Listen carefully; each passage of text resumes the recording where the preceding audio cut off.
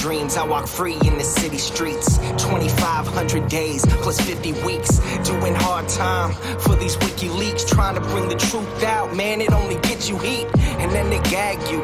You don't get to speak, and when you get the leak, they try to hit delete. The masses of the masses, they want the shit discreet. That's why my middle finger's up to these sick elites. Free speech, it's the freedom of press. Take your deepest, darkest secrets, never leave them unsaid. If I'm a thief, then I'm a thief for the people you dread. The people up the red, white and blue, you keep them in bed. Seeing the sheep, keep them asleep, deceiving the weak. Keep seeking the leaks till you cease, and I see your defeat until I'm deceased underneath a freezing red sheet. Become a dead man, then I hit the switch and release. When Goldman Sachs is your creditor, you kill the messenger. Stories axed by the editor, you kill the messenger. Pay to play on the regular, you kill the messenger. Need to silence any questioners, you kill the messenger. And outside my window a figure quickly creeps. They dark as night like some motherfucking chimney sweeps. Whiskey what my Mickey keeps, dying in my kidneys weak. Silence in my risky tweets is what the grand jury seeks. I'm wanting peace like 7 years in Tibet. Now rest in peace like 7 years under threat. Cause I've released 7 vaults, they upset. They under the rape sentence, but the US still insists to rest. I guess it's a sin to take the truth and disseminate. MLK to Gandhi, take aim and eliminate. And I don't say I'm great, just wanna say what's fake. But if they kill me, a million others will take my place. The CIA's post like a knife the sharpest. All hypocrisy, lies, and heartless. They want to stop me, my life make my heart quit. Cause democracy dies in the darkness. When Goldman Sachs is your creditor, you kill the messenger. Stories axed by the editor, you kill the messenger. Pay to play on the regular, you kill the messenger. Need to silence any questioners, you kill the messenger. When the vote count is irregular, you kill the messenger. You caught spying on a senator, you kill the messenger. Removing voters from the register, you kill the messenger. Need to silence any questioners, you kill the messenger.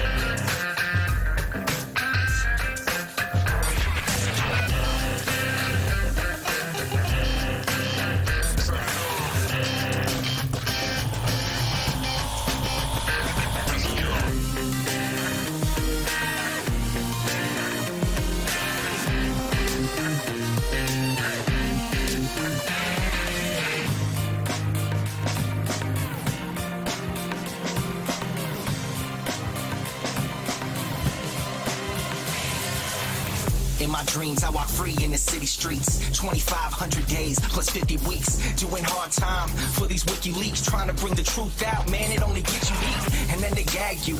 You don't get to speak, and when you get the leak, they try to hit delete. The masses of the masses, they want the shit discreet. That's why my middle finger's up to these sick elites. Playing on the regular, you kill the messenger. Free speech is the freedom of press. Take your deepest, darkest secrets, never leave them unsaid. If I'm a thief, then I'm a thief for the people you dread. The people want the red, white and blue, you keep them in bed. Seeking the sheep, keep them asleep, deceiving the weak. Keep seeking the leaks till you cease, and I see your defeat until I'm deceased underneath a freezing red sheet. Become a dead man, then I hit the switch and release. When Goldman Sachs is your creditor, you kill the messenger.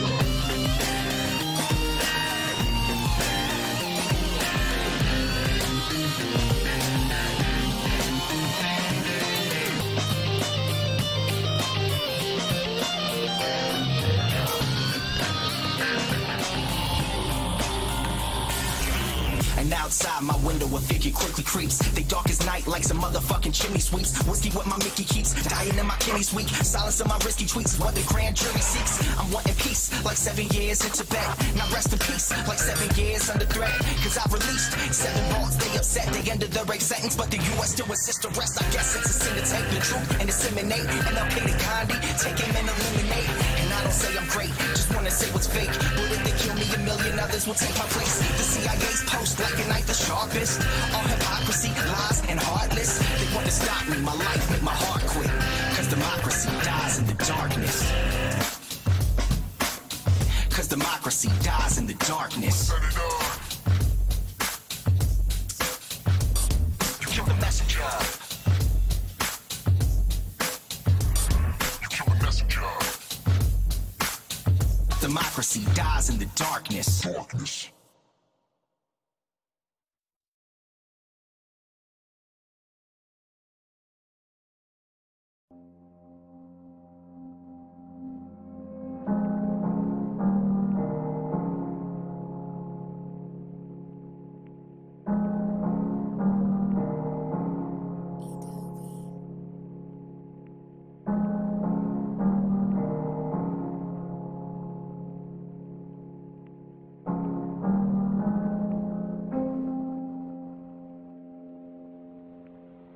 Feeling cold now, I got the heater on. Feeling sold out, even though I'm keeping strong. But can I hold out when every bit of freedom's gone? They want me rolled out, never to sing freedom song. I wanna see the sky, I wanna feel the rain. But gotta keep away from windows, that's some window pane. It's just a shame, couldn't have planned out all our dreams. Now I scream, cause there's a man in the machine. But the train is off the tracks, and damn, it's losing steam. I wanna call Christine, I haven't seen since 013. I'm missing life like 3 strikes each night. Seems like 3 nights ain't right. Can't fight, space light, hate life. Wanting to be snake-like, shedding off this gray life. In the dark can't make light, but where I'm headed now is brake lights. Where I'm headed now they break lights. Counting days like brake lights, feeling weight like brake lights. Had a great life, brake lights, brake lights, brake lights. Out of place like brake lights, in my face like brake lights. Counting days like brake lights, brake lights, brake lights. Sit here asking, what have I done? If these strings were cut, I'd see my son. And if I could just fly from this place, then I'd hold you in my love embrace. And if I could just speak to you now, I'd renew my vow and be in the now. Is this me in denial? Wanna remove stress from your brow and pay you back some way, somehow. But it's painted black, can see the way back now. But how's the house and how's your mom? I doubt the way the media portrays me makes you hate me. But to think you see that daily makes me crazy, that just ain't me. This is without a doubt going to be this generation's Free Mandela movement. Every single generation must fight again the same battles that previous generations have fought. Brake lights, counting days like brake lights, brake lights, brake lights, brake lights, brake lights, brake lights, brake lights, brake lights, brake lights.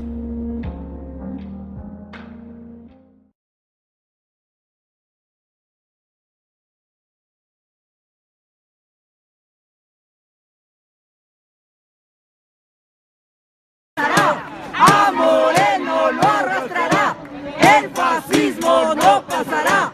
A Moreno lo arrastrará, el fascismo no pasará. A Moreno lo arrastrará, el fascismo no.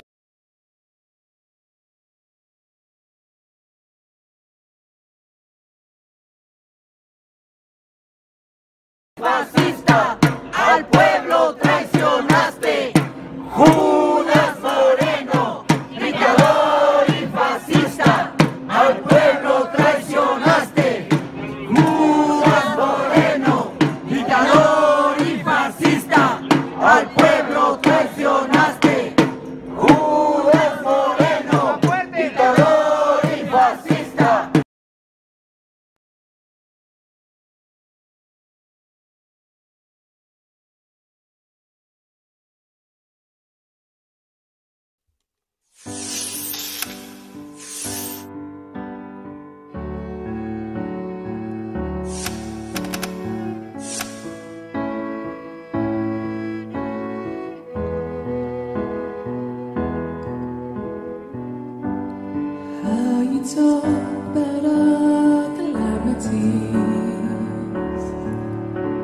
You sure as hell full of fallacies.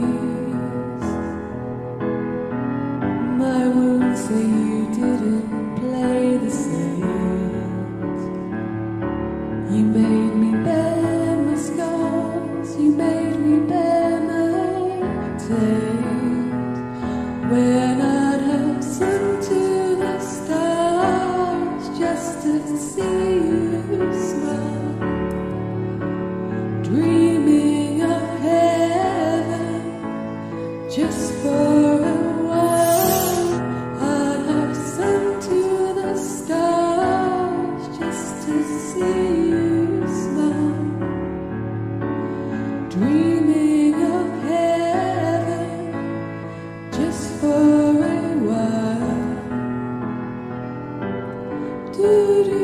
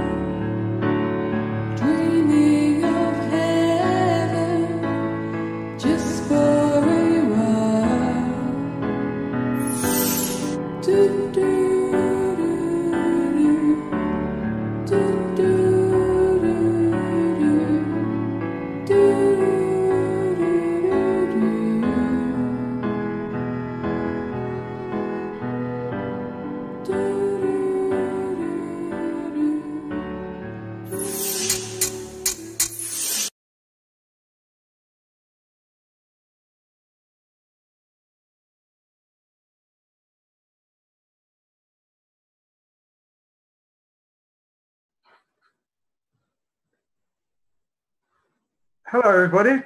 Welcome to WikiBees session 13. Susie's taking a short break. She asked us mods to step up and help her out and do some of the streams. Oh, hello. Some people are joining us. Kathy Bogan's just joined us. And our special guest has just joined us. We're very privileged to have Meg Sherman on. The last tune that you just heard, the beautiful sound, that was Meg herself. She wrote it and sang it as well, along with her friend violinist Alex Taylor. And we're just trying to establish contact. Oh, hi, Meg. Hello. I was just trying to figure out how to make the sound work and everything like that, but I think it's all good now. Oh, excellent. Very pleased to have you on. Yeah, that's amazing. Can you hear me okay, Bruce? Yes, I can hear you fine, Kathy. Good. I'm having trouble, Meg, because your song won't end. The song stream where it's playing your song. Oh no. Hold on. There it is. I don't know what you're saying. Well, that song is called Dreaming of Heaven, right? Yeah, that's the name of the song. It's taken from the chorus. Those three words just stuck out to me, so I just picked that. Yeah. That's wonderful. Your music is so beautiful. I probably said it to you on Twitter. And you're really, I mean, you're quite an activist for Julian as well, right? You do artwork and write articles. I don't really feel like I'm very active because a lot of what it's not really alone. I do a lot of stuff on the internet. I do a lot of stuff by myself, and I don't really feel very active. But yeah, now you mention it, yeah, I do a lot of paintings and music, and I don't have much to do really because I'm stuck in a hospital at the minute. So I just kind of do my music, do my artwork, and try and connect it with people on the internet. So it's a nice thing to do. Yeah, wonderful. So you're on Twitter as Empress Pura, right? I chose the name because I'm studying a degree in energy and climate change. So I thought something that sounded quite mighty and to do with the earth. Quite cool. Oh, cool. So Pura is to do with fire, is it? Huh? Pura. The Pura doesn't that mean fire in Greek or something like that? I don't know. Oh okay. Because my hearing is quite bad, so I'm not sure what you're asking me, but I'll try my best to answer. Oh, okay, yeah. Our audio probably isn't perfect, right?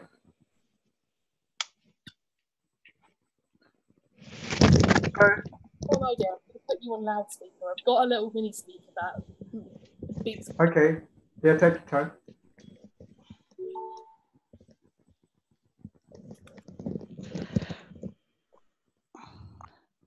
Try talking to me and I'll see if it works. Okay. How does it sound? Yeah, that's all right. Excellent. It's Yes. So your music is amazing, and as I understand it, you're doing a full album for Julian. It started off as with the one song, and there was a guy, Alex, who was, he had his violin taken away from him. He was playing outside of the embassy and it was seized by the police. And I saw a great advert in the London Standard about a guy called Gordon, I think his name was Gordon, and he wanted to organise a series of concerts outside to bring more joy and more music to the nice atmosphere to Julian whilst he was incommunicado. So I got in touch with Alex through Gordon and we teamed up. I sent him the song Dreaming of Heaven and he obviously put it on his headphones, played his violin along to it, sent me the violin track, and I kind of mashed them together, did some magic with the effects, and yeah, it all went from there. So, and then we thought, how about we do an LP? And then we thought, oh no, let's go wild and do a whole album. So yeah, that's how it was born, really. Yeah, your voice is beautiful. Thank you. I know, comparisons are odious, but I was thinking of like,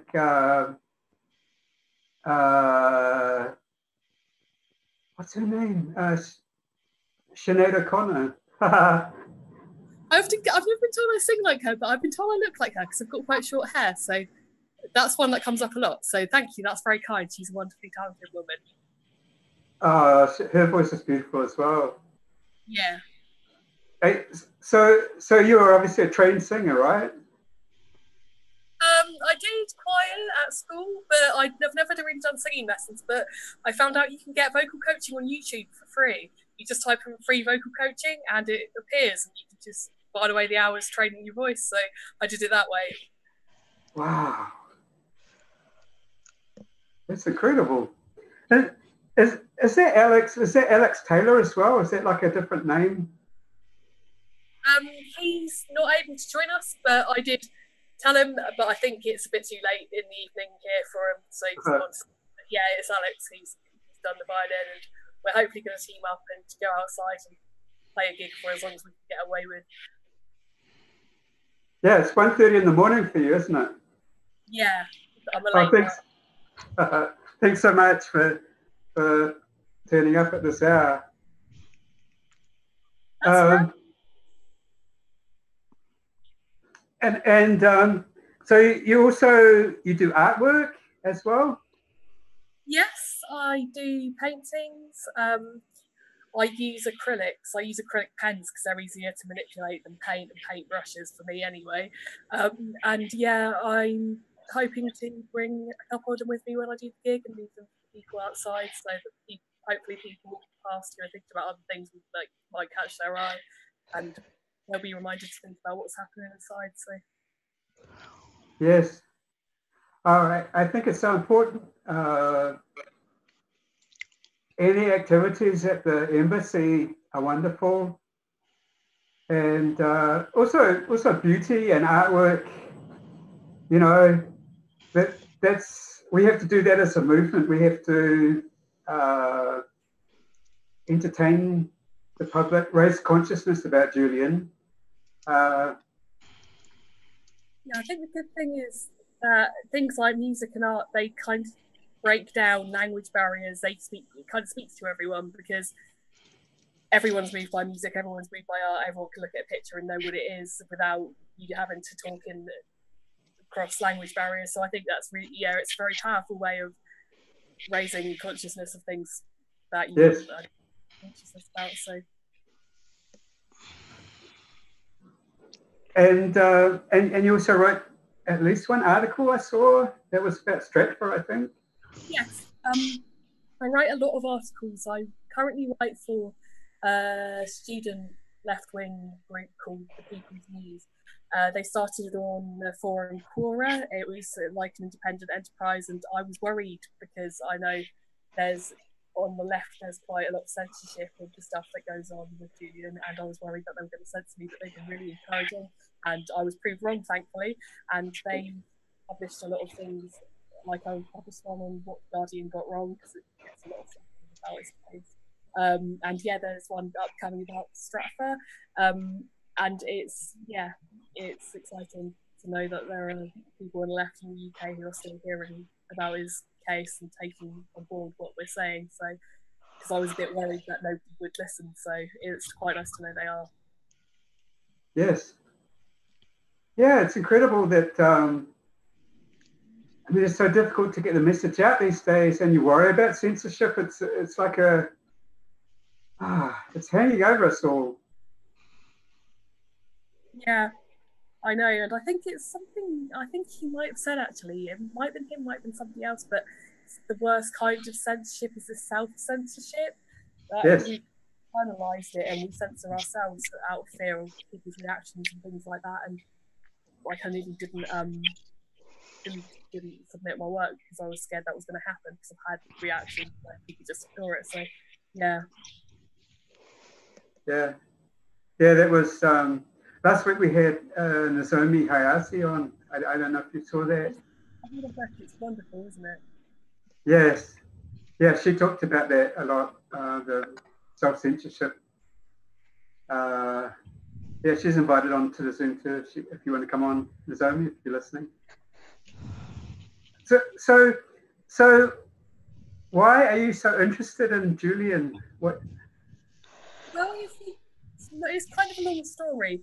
I was aware of his work when it started to be publicised in the global media. I think it was specifically the time of the Afghan war logs, and I followed my rolling news and have become aware of a problem with politics and a problem with equality and war as I was growing up watching the news. And what really struck me is I had this doom cloud over my head with everything I saw in the news, and suddenly he pops up and I don't know if he can fix everything, but he seemed to be like the one person who might have a hope of fixing some things I thought were wrong with the world.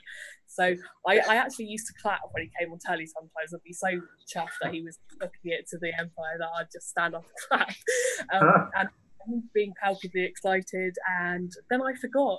I kind of went back into my head, went back into my life, and I think the consequence of the media having turned the volume down on that story.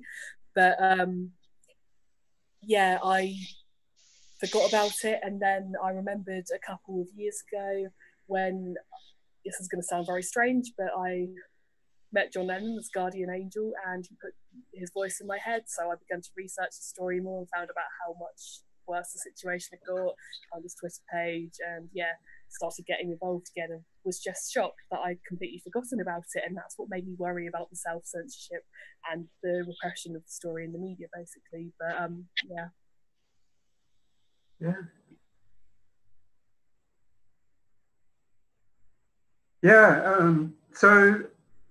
So have you, do you live in London?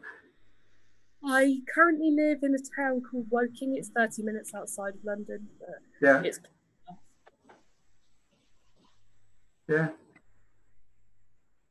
So you're like, I've seen your tweets recently. You've become very enthusiastic with Unity for J. I think it's just wonderful. You do this beautiful music, and you hashtag it Unity for J. We'll try. I would like to play some more of your songs. I don't know if Yvonne, do you have any more songs?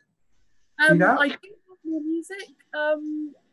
I did send a few files over to somebody on the Discord application, and I think they're going to release them one by one and do it so it doesn't overwhelm it with loads at once, and so people are targeted with it at a certain hour where they're most likely to see it, so it reaches as many people as possible. So I think there may be some coming tomorrow. There's another song I did called it's Dreaming of Heaven is quite uplifting, but this one's quite depressing, to be honest, because it's called 60 Years, and it's a rumination on about the time he spent away, saying how worried he was. So this one's not as uplifting, but it's good. It's nice to express yourself through music and also reach people. Yes, it's already on your YouTube channel. I noticed that.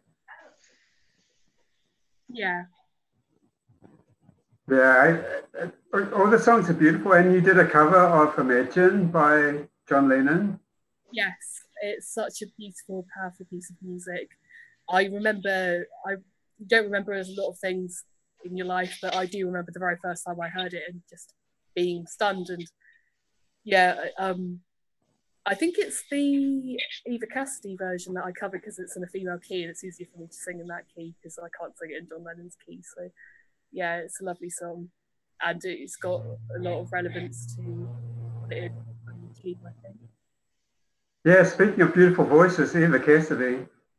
Yeah, she has a wonderful voice, or had a wonderful voice, rather sadly. Yeah. She died of cancer when she was very young, right? Yeah. Very sad. I think she was. She lived in Washington or something like that. I remember seeing her on just looking on YouTube, and I was blown away because I hadn't heard of her, and one of the most beautiful voices you'll ever hear. Yeah. Yeah, I don't know much about her life, but I was very touched by her music, and I think Alex suggested maybe doing the song called Autumn Leaves, because it's about looking out the window and seeing the autumn leaves falling down, and there's a bit about missing somebody most of all, and I looked through the lyrics and watched the Eva Cassidy rendition of it and just thought, yeah, we should do that when we go outside. So we're kind of pinging messages backwards and forwards to each other over the internet. It's a bit like ping. I think it's like ping pong. And you and Alex, yes. Yeah. So if anybody's got any suggestions for songs they think would be good, that would be cool. We're still kind of fleshing out what it is we want to do, and how long. We're trying to think realistically how long we'll get away with playing music outside for, but we're going to push it for as long as possible. But the album's going to be a mixture of covers and originals, so some classics and some songs you've never heard before. So hopefully it will keep people entertained and excited. Wonderful. Yeah, so I mean, people are watching it on. I can only see the Facebook comments, but yeah, anyone have any suggestions for songs? I'm trying to see. I just read a couple of posts. This is from Stephanie Massilier. Well, dear Megan Sherman, your song resonates with me. And you aren't my first friend who's experienced unusual phenomena related to Julian Assange. So. I missed the middle of your sentence, so I picked up again on unusual phenomena. But that's a lovely comment, and it's very nice that it resonates with people, because it was a song that I wrote during quite a difficult time, and hearing it brings me out of bad places. So it's nice to know it also brings up people's mood up as well. So yeah, I love it. It's a beautiful song. She also asks, what? Propaganda says autumn leaves would be great. oh, hello, nice to see you. Yeah, autumn leaves would be great, wouldn't it?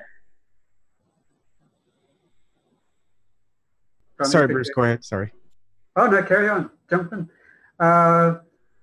Stephanie asks again, what would Megan like to see happen as an action for Julian?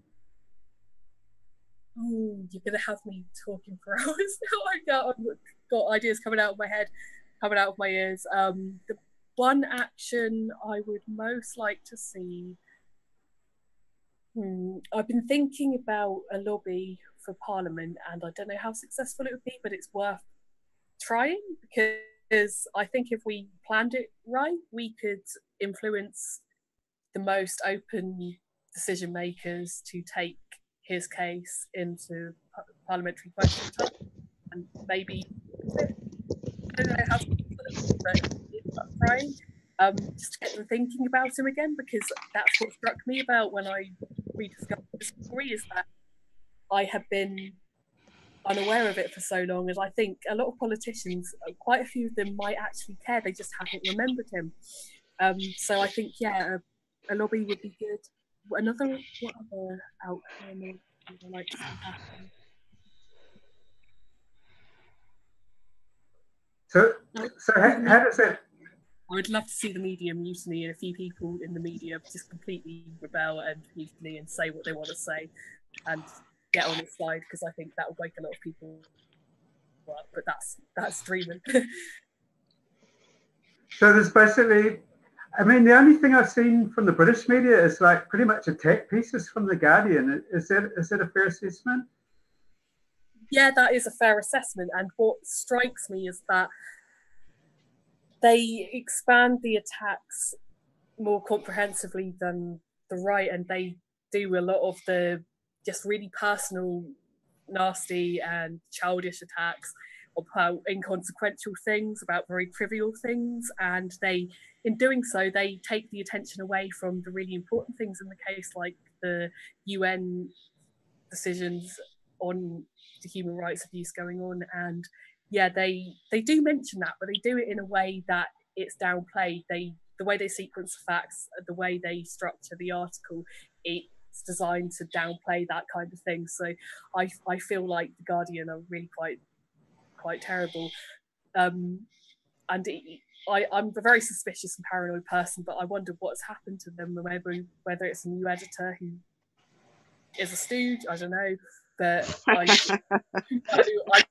very paranoid, but I don't know why they'd be doing it. I'm just laughing because this thing with The Guardian has been going on for about seven or 8 years. 7 years, probably. There's probably several reasons for it, but I just don't know why it is. I feel like he's been trying to make their job easier and trying to help them to do their job. So why they would then attack him for it just doesn't make sense to me. But they must have some funny reasons in their mind, for whatever reason it is. But yeah, it just strikes me that what he's doing is trying to make their job easier. So I don't know why they would do that. Yeah, they benefited a lot from Julian's stories, didn't they? Sorry? They benefited a lot from Julian's stories, from WikiLeaks. Yeah. And then they turned on him. It's amazing. Do you know why, Kathy? Let me see. Where does it really start? Well, it goes right back to the cables, and yeah. Right. Yes, it was about access to the cables and some kind of. See, I can't really comment on this. I have heard but I haven't seen evidence, the evidence before my eyes. I have heard from people I trust. So I'm looking way up because I've got a very different setup now. I'm in another room, and I'm looking at the big monitor. It was over access to the cables. It's been a long-term feud over that. There's just been really, really vindictive moves that have been made. But I can tell you one of the worst things that they ever did, and that was Luke Harding and David Lee published a book together that had the password to all of the cables, the journalist password, right?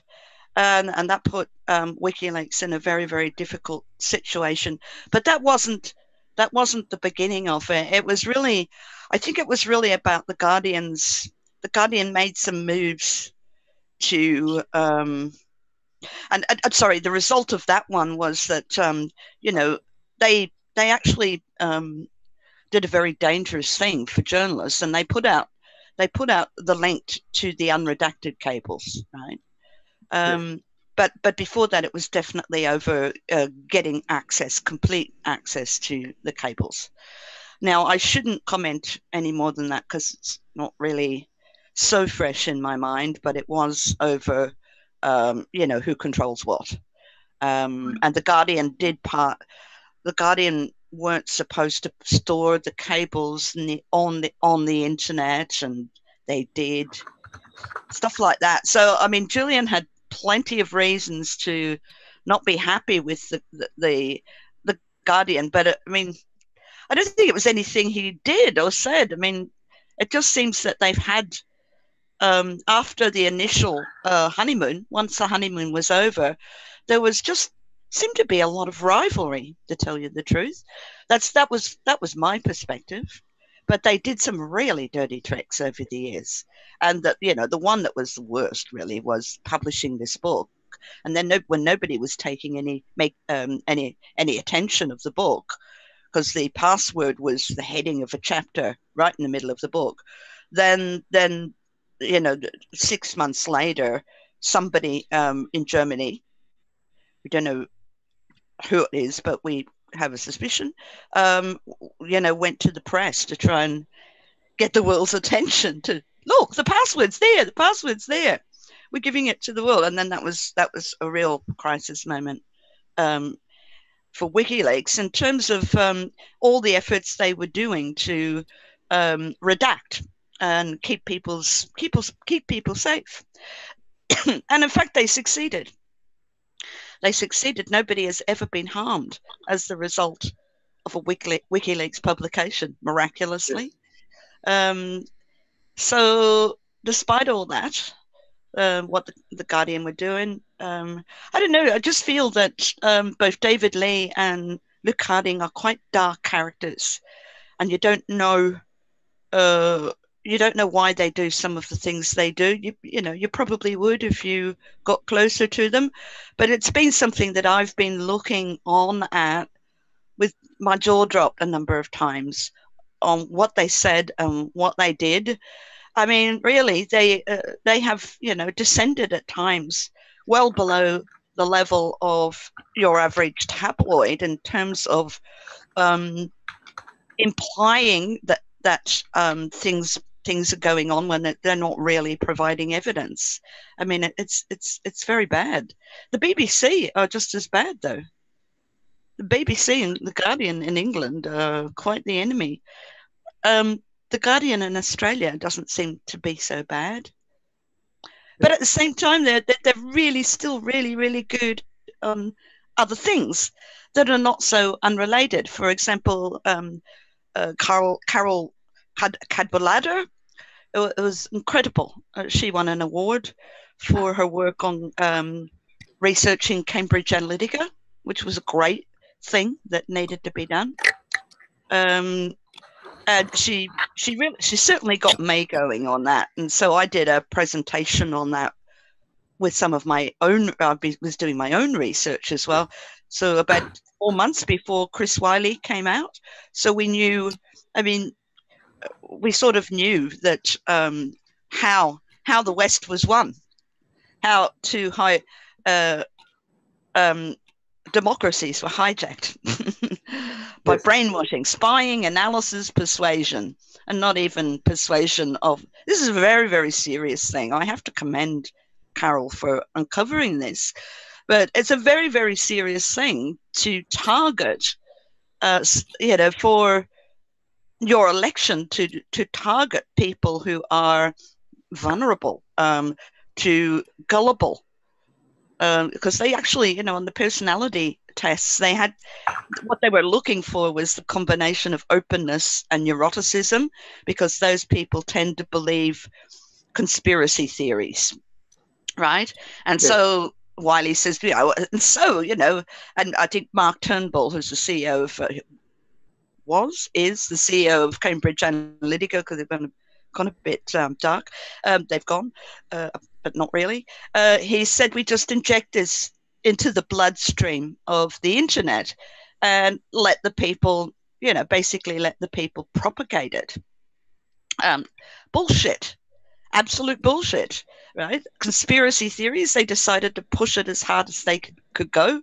So this incredible wave of fake news was Cambridge Analytica, Trump's campaign team.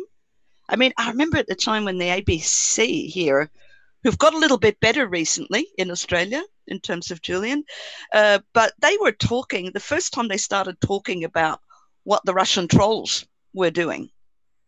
So they were targeting people to find out what their personality type was, and they were targeting them with dark advertising on social media. So dark advertising is stuff that, like the ads on the right-hand column of your Facebook feed that only you can see, that are there for, just a short time, and then once you've seen them, they're gone without a trace, pretty much like any email sent by Cambridge Analytica, which would self-destruct in 2 hours, I think it was. Was that WikiLeaks? Cambridge Analytica? Did WikiLeaks release Cambridge Analytica stuff, or how did that come out? I don't remember. It was Chris Wiley. It was Chris Wiley, one of their directors, who when I did my presentation of Cambridge Analytica in October last year, I don't know if you saw it, but it was a bit of an expose. So let me just finish the story about the troll factory. So I'm looking at this, and they're saying they're targeting people with false advertising according to their personality type. Isn't that awful? And my jaw just dropped, and I said, surely they're going to mention Cambridge Analytica soon. Surely they're going to mention the Trump campaign. Surely they're going to mention Brexit. Well, they're talking mainly about the Trump campaign at the time, because they were doing the same thing on a massive scale. That was the actual state of play. That was the election strategy. We bring spooks in, so these people, Cambridge Analytica, parent company SCL, in the business of psychological operations for the British military and government, and governments around the world for 25 years.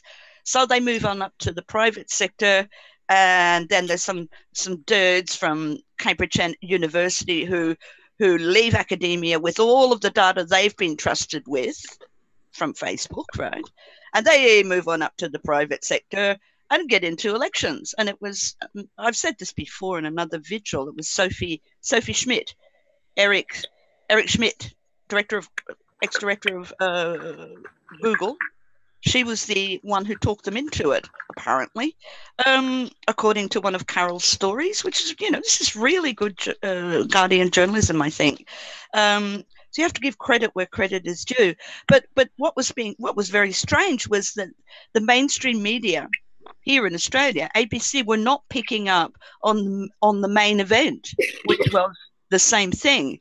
Now, they're injecting lies into the bloodstream of the internet is exactly the opposite of what WikiLeaks does.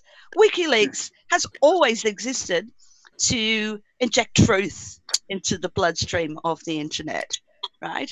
And hopefully that will, create a better media environment and therefore a more peaceful environment, as Julian once said. So I couldn't understand why all over, until Chris Wylie actually came out, all over the world, everybody was focusing on the small picture, which was the actions of the troll factory in St. Petersburg, and they were totally ignoring the main event, which was the strategy of the Trump campaign. And they were bragging that they were just a team of 30 when Hillary Clinton's team was over 800, but they had 6 PhD level data scientists. They were using big data and artificial intelligence to sort us all out, and in fact, pluck out the people among us that were the most gullible. Now that's discriminatory. That's not democracy. That's absolute discrimination, and I'm surprised no one's brought up a case for that. Certainly Tim Berners-Lee has said that's not democracy. So, I think it was really great that Carol continued to hunt down Chris Wylie, because finally, when one of the managers came out, then it made headlines all around the world, and of course, great work by Channel 4 to do the sting to actually catch them in the act of courting a client. So yeah, it's been up for me. It's been up and down with The Guardian. Still really great journalism on some things, and they just seem to have this little mental block with Julian, but it's been going on for a very, very long time, where they're doing their best, and I think they probably don't feel all that good about it, because they don't, they're so rigorous normally with their evidence. So yeah, I don't know why it's gone on so long, but it's very, very stupid. And I think it's part of the wider strategy to not only survive as a journalist by putting down WikiLeaks and Julian, but to also get ahead, to not be censored, to not be fired, to not be one of those people that keep reminding us that WikiLeaks is the greatest news source in the world. I think maybe a lot of it is jealousy.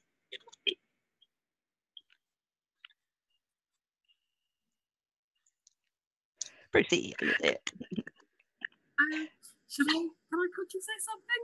Yeah, sure. I don't know whether I'm right about this, but what really worries me about the Cambridge Analytica stuff is that it struck me that it wasn't that Trump was employing them. It seemed to me like they were employing Trump to get access to the voters, to get their psychological profile, so they could then flood all this information at them to manipulate them to do what they wanted.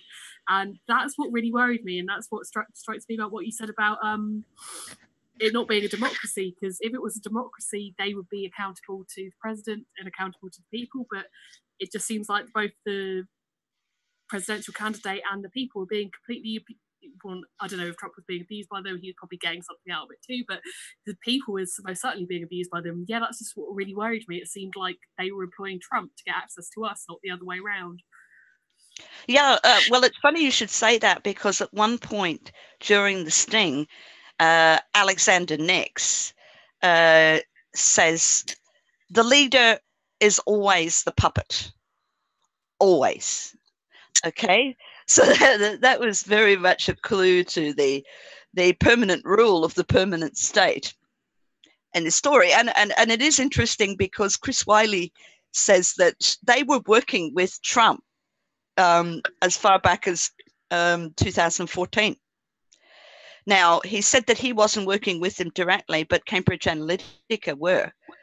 Now, isn't that curious? Because he wasn't even a nominee at that stage. And I'm very, I don't know if you've read a great deal about Brexit as well. I mean, there's this whole thing about jurisdictions. It's like they are the inverse of WikiLeaks. The absolute. It's like these guys were the antidote of WikiLeaks.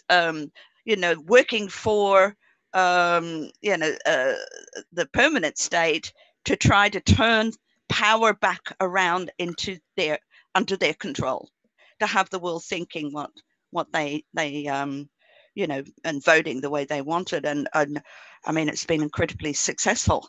Now, in one of the articles that the Guardian wrote, now this is even hard to believe, but you see, they did lots of different versions of their campaigns for different personality types.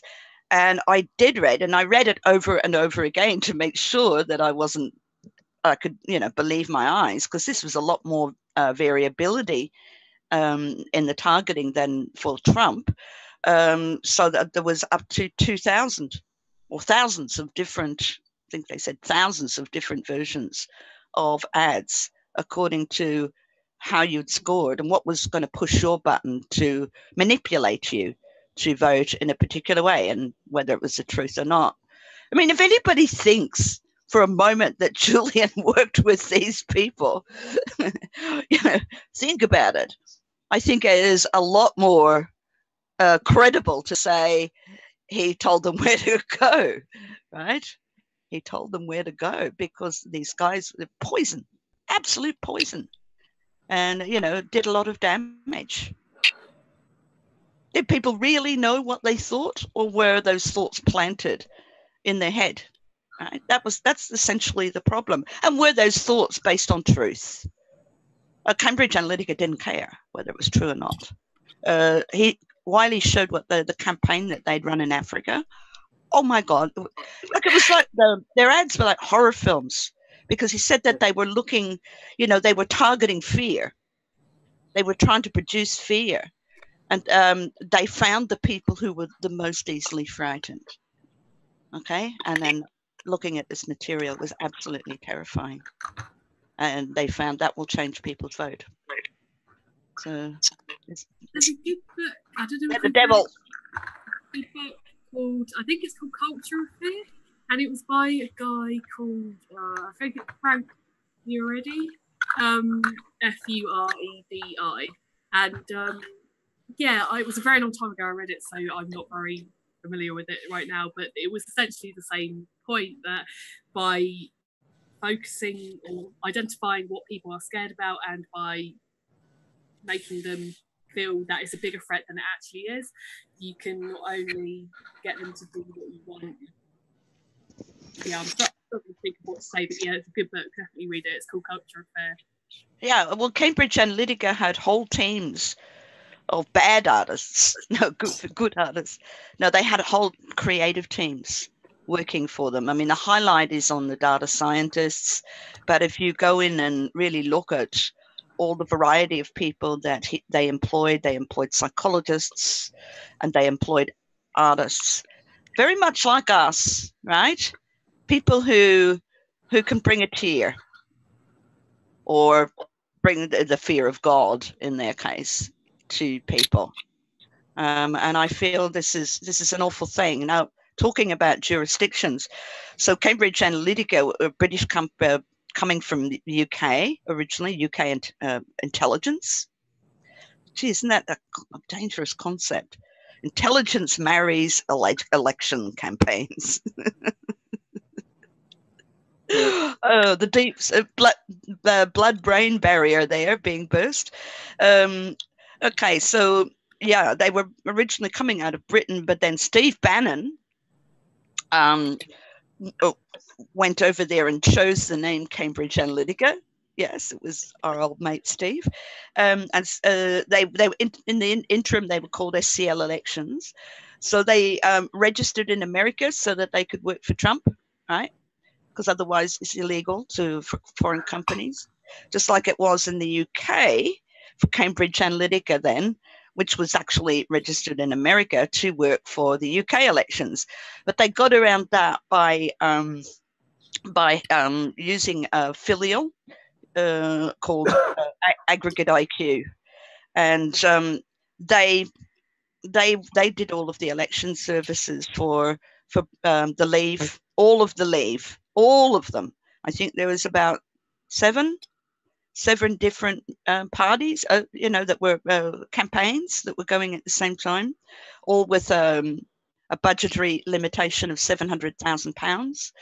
And And yeah, they all spent their money in the same shop. Now Aggregate IQ was in British Columbia, so Cambridge Analytica wasn't supposed to have anything to do with it, but an invoice for £37,000 was found for services rendered by Cambridge Analytica.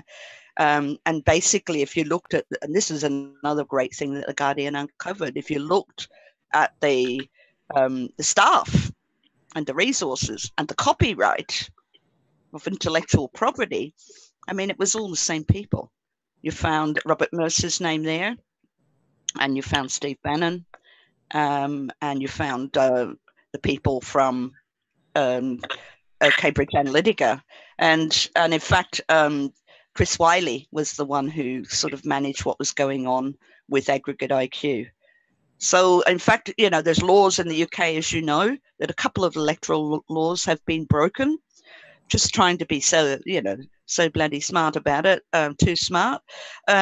So, firstly, they weren't supposed to use more than £700,000. And when people donated more, for example, Leave EU created Believe, which was a young people's party, in order, and with these two young boys that never left the building to spend that money. But those boys and their Believe campaign, the youth campaign, they never even saw the money. It went straight to Aggregate IQ. So it was a big drain of finances, total brainwashing of the population. Now, curiously, in the Channel 4 sting, if you recall, Cambridge Analytica mentioned, so that was with Mark Turnbull and Alexander Nix, they mentioned they were working in 2 other countries. In fact, 3. So Australia was one, right? We bloody well knocked that on the head. Because I did the expose and then it was like things happening here and they were hounded. They'd set up shop in Sydney. Now, we don't know if they're really gone or not because they're masters of disguise and subterfuge. They just behave exactly like, you know, agents, intelligence agents, right? But they worked in two other countries as well. Brazil. They said they were working on Brazil. So what just happened in Brazil? My God. And I was told, you know, communicating with somebody, oh my God, what's happened in Brazil? Has Cambridge Analytica written all over it? And they also said that China. Oh, wow. And Nick specified, oh no, that's not elections, right? Now, what they did in Jamaica, see, this is where people are not joining the dots, and I have. What they did in Jamaica was they created, so they were given access, right, as the deep state would be given access to everybody's private phone conversations and their emails in order to assess the whole population, every individual, on their potential to commit a crime. Yes. For a national police database. Now, what does that sound like? What does that sound exactly like?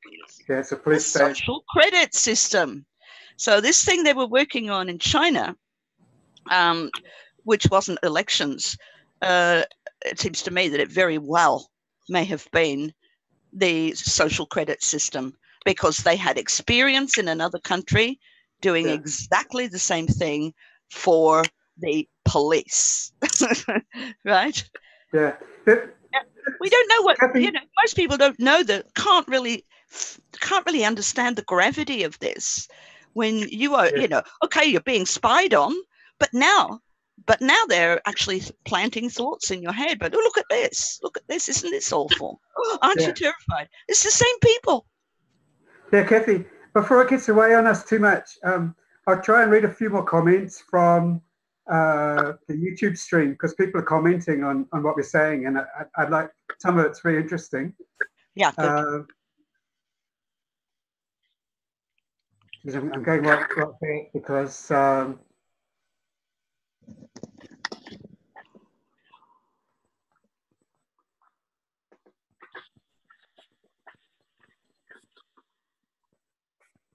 okay, so Meg, the song uploaded today is doing really good. Lots of love. That's from Propaganda. So that's Dreams of Heaven's doing really well. Check it out, everyone. It's an amazing song. Excuse me. Stephanie Marcelia says, Megan is right. We need more media attention. And our propaganda also says, Meg, that 6 years, the song will be released on UZPJ YouTube tomorrow morning. I'm hoping we can play that now, though, Yvonne, if that's all right, from Meg's YouTube. If you want to, I get a bit shy, like with my music being like me seeing people react to my music. I have all sorts of problems with interaction and stuff like that. So I've got to drop out anyway because my phone battery's about to die. But I just wanted to make one point about Cambridge Analytica stuff. But feel free to play it after I've gone. I just got to drop out because my phone's about to die. But okay, we will. Yeah. There's a piece of software in the UK in general elections called Mosaic, and what it does is it stratifies the population according to their income and things like that, and then it's got different subsets where it's got their personality types, and there's about 60 categories roughly in total. And I saw about it in the BBC documentary, which was looking into things like this. It was quite a good documentary, and what it's used for is to target swing seats so that parties can use this to know which people to target with their advertising to get them to vote for them in a swing seat. So it's a way of manipulating elections. And I just wondered, is Cambridge Analytica behind Mosaic now that you've mentioned about all of the various fronts they've got in different parts of the world? So they were probably behind Mosaic, if I'm honest. So, but yeah, I've got to go. Thank you for having me. I've not done anything like this before, so it's been really nice. But yeah, I'm beginning to struggle with paranoia and things like that, and so I'm going to go to bed. And I hope you enjoy the song. Thank you, Bruce, and thank you, Kathy. Well, it's been a real pleasure having you on, Meg. It's been wonderful. I love your songs personally, and ask everyone to check them out. They're just amazing songs. Thank you. If there's anything you need from me in future, just get in touch, and I'll be happy to help. Take care. Bye. Take care. Good night. I'll plug her channels and her Twitter. Just give me 1 second here. So if you want to check out her YouTube, it's just search for Meg Sherman, and then if you her Twitter is at Earth Empress 91, and she also has a Magisto.com account where she uploads her videos as well. So if you want to go ahead and check out her music and her videos, there you are.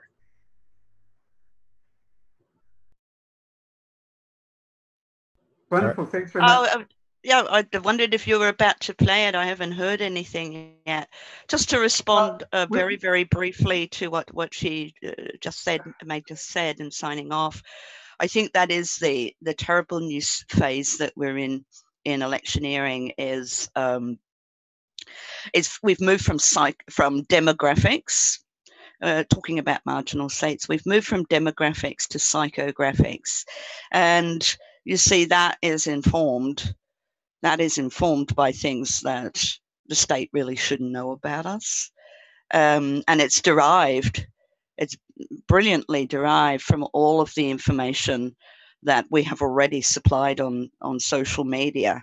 Our accounts have been penetrated. I don't know what the strategy is. Maybe the long-term strategy over time is to...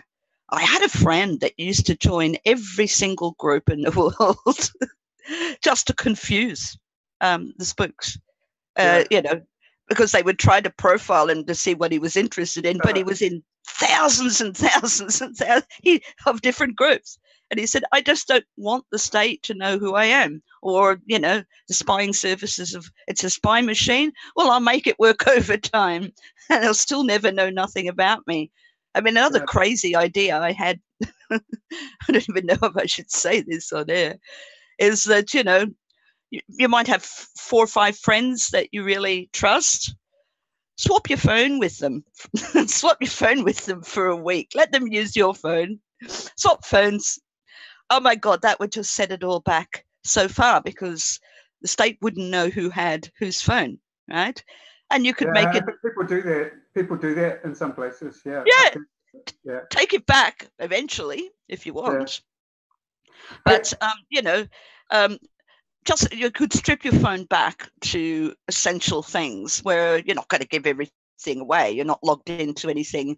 You have a promise that nobody will log into your social media, but you will just, carry it around so that as that person is being tracked, it's actually you or any one of your friends, it could be. And then suddenly, oh my God, it sounds like a party. To get this all-seeing eye. But also, it's not just a seeing eye, it's also a predicting eye.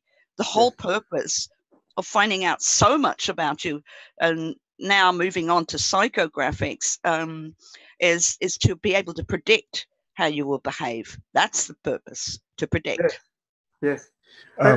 Just to interject real quick, Simon Floth is in. You can unmute and talk anytime. And also, Bifilar Coil from the graphics team is also welcome. Hi, Simon. Hi, Simon. I'm very much enjoying. I could listen to you talk all day, Kathy. You have so much experience and knowledge about the details of the ins and outs of all this subterfuge and so on. It's very, very useful. My goodness, coming from you, that's a compliment. Thank you so much, Simon. You really know your stuff. I'm more of a abstract guy, being a philosopher. So I know about WikiLeaks because I had some association in the early days via email, and it was purely accidental. Julian sent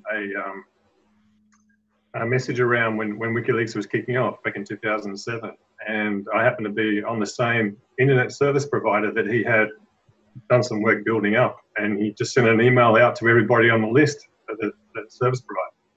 And I had done some tutoring on the topic of whistleblowing, University of New South Wales, and was quite primed on the subject, and thought it was a fantastic idea. I sent back an email saying all power to the project, and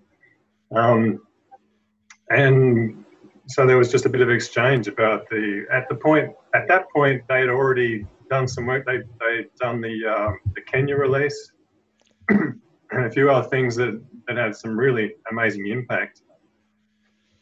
But they were still struggling to find an angle to launch big. And we were discussing all sorts of matters with that. And Julian seemed to be struggling to try to get it all to a point as to how to pitch it. Because, understandably, there's so much depth to the project, so much experience, so much lines of code and relations with different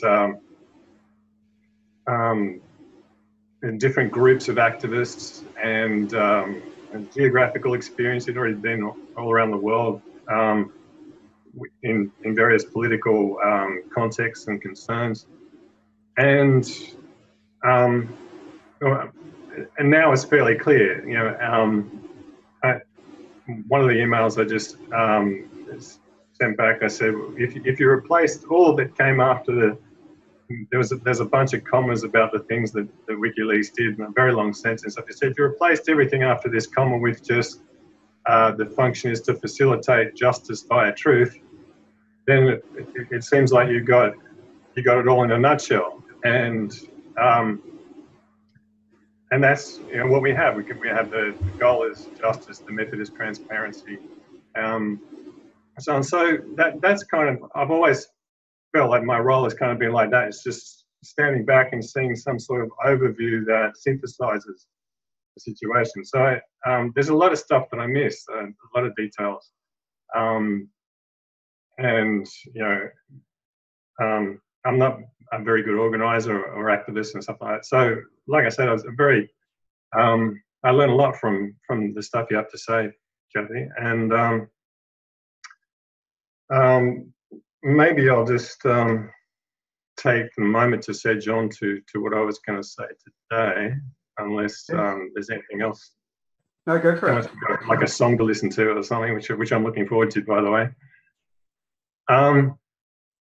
One of the things that's been mentioned a couple of times in the chat has come out, people asking for proof of life and so on, and Susie had addressed that in a way that I think is reasonable, but I think the concern has kind of morphed a little. You know, it's understandably very frustrating when people are asking for proof of life, and you know, and his lawyers are talking to him, and Julian Assange is tweeting all about him all the time, and you know, you think, okay, just, you know, settle down. There's plenty of evidence that he's alive, right? I'd like to sort of change the concept a little, perhaps, and refer to proof of welfare, because we have a situation now where we need some accountability, somebody to, you know, of course, with respect to the perpetrators, there has to be some sort of process. I mean, for goodness sake, the UN had gone to meet with President Moreno, was it now 2 or 3 weeks ago? And because of Julian's terrible situation, we had the Special Rapporteur for Freedom of Expression and the High Commissioner for Refugees. And what was the response? Well, to all intents and purposes, the response was that they've made it worse, that now he can't see his lawyers. And I want to say a little bit more about that in a minute, but yeah, I mean, we have these mechanisms, we have these institutions. The whole point of something like the UN is to make sure that bad things don't happen. And one of the key things to doing that is having some accountability, having somebody. And so, you know, it's already been a scandal that Human Rights Watch had sent a representative, as I recall, that was refused entry to the embassy. And we've got. I think Julian Assange tweeted, and Susie mentioned yesterday that an Ecuadorian lawyer had said that there's some restriction of food going on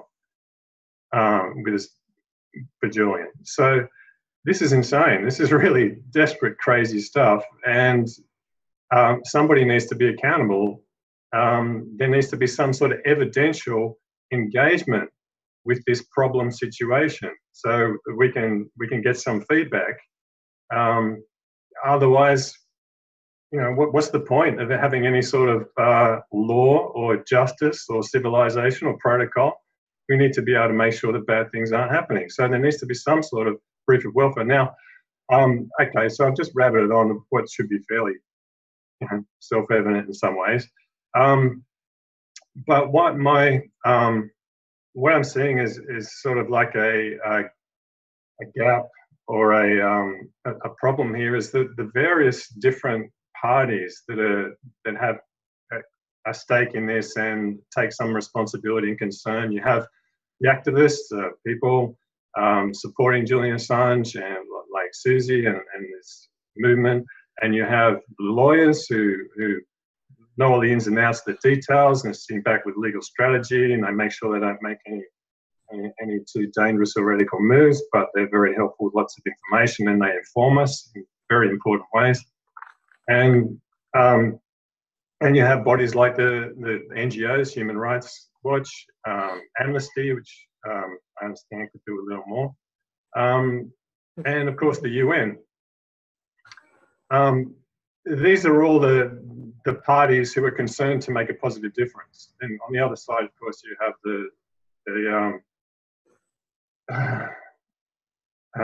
the terrible media and politicians. But we seem to have these different elements of the positive force seem to be disconnected in some ways that are quite important. Like,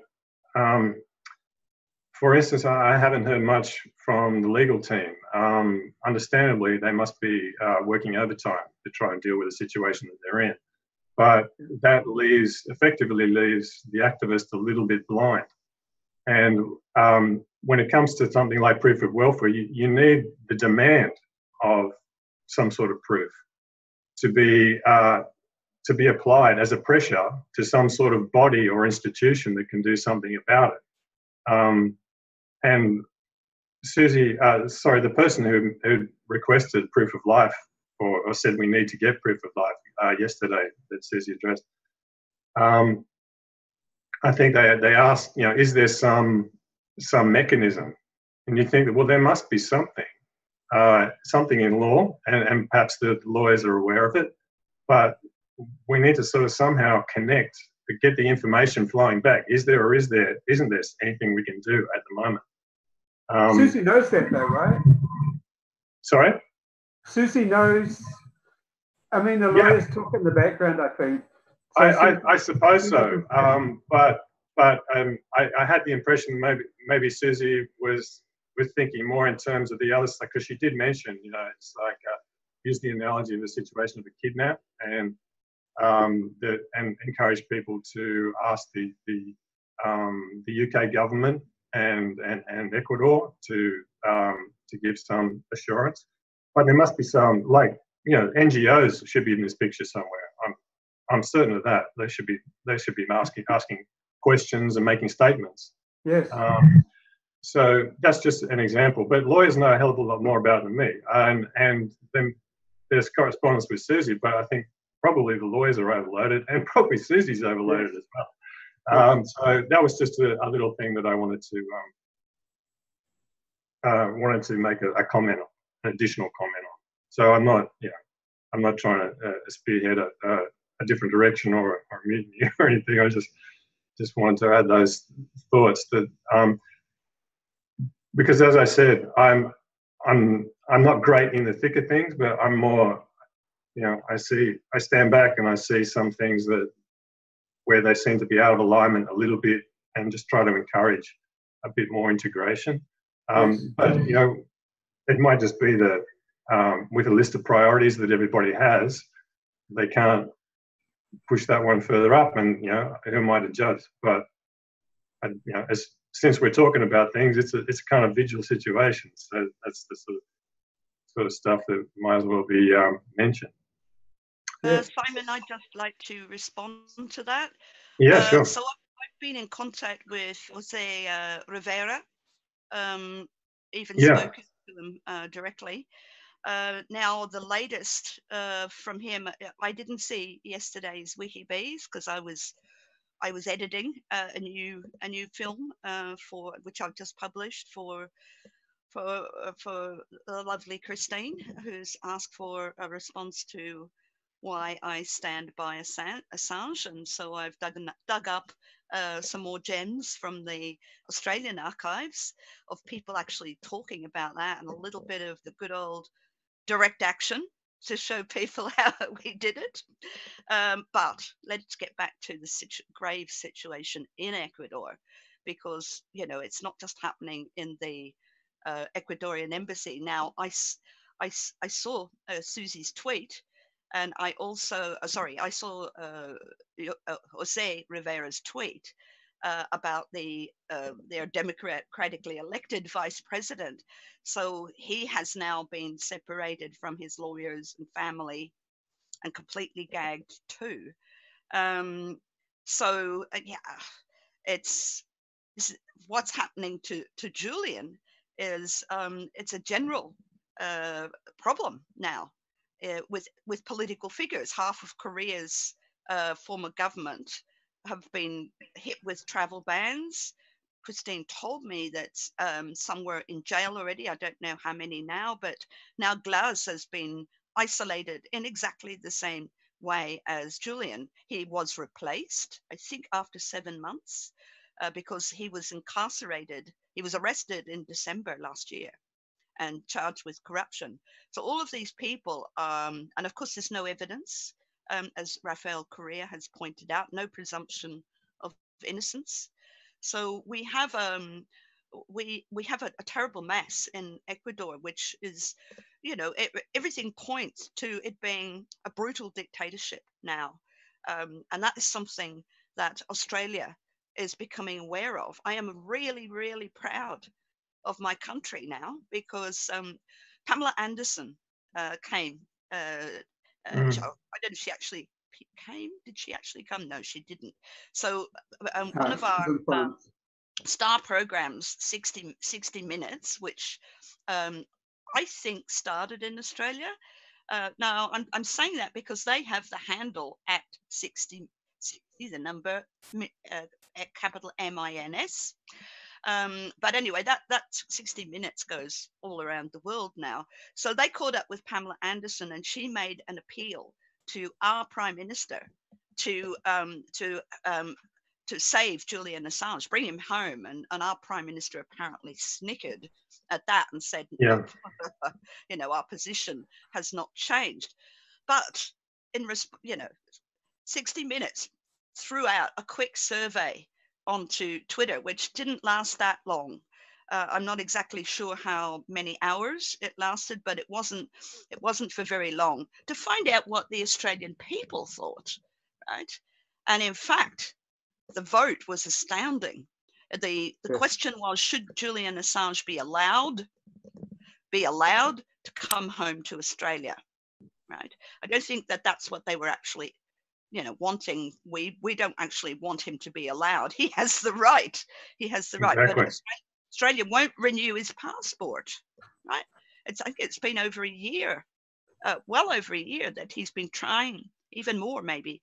He's been trying to renew his Australian passport, and that comes out in my interview with Christine on August 9th. The computer says no, and there's no official reason given. But guess what?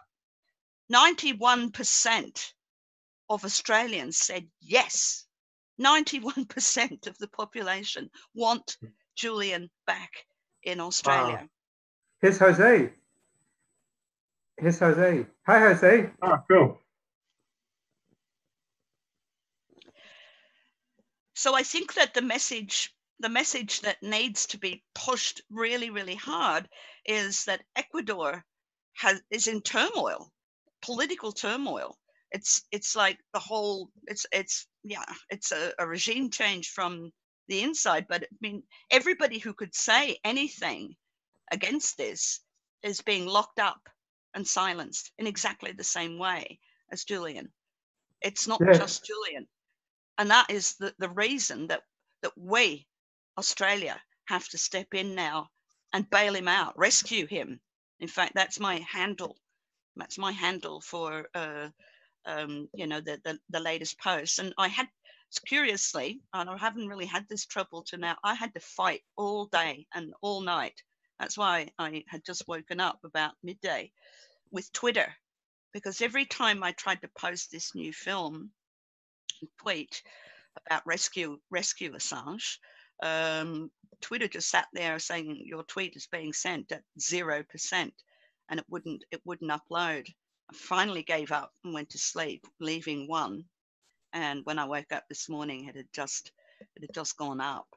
But you know, we're being boycotted. Christine as well. You know, it's been very hard to get her on live on anything. So, but the thing is, you know, the Australian people are just not buying the story about the cat. Incidentally, yeah, hopefully.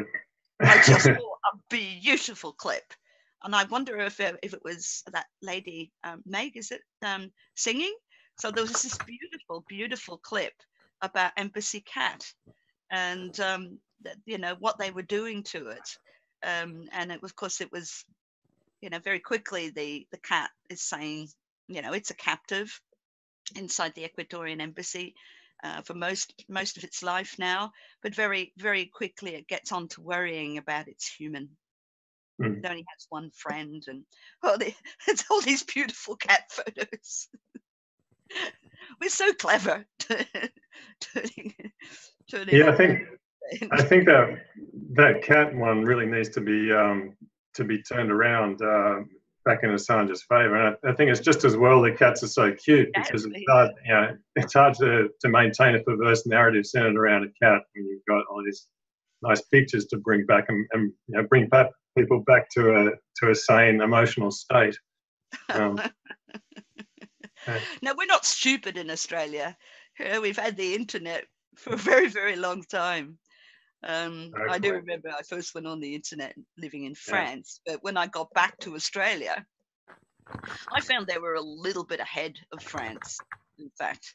So we're pretty well read, and of course, you know, these ridiculous stories, you know, that are quite upsetting about the cat. They're clickbait. And so what does that do? That inspires people to actually start reading to find out more. That doesn't sound right, people think.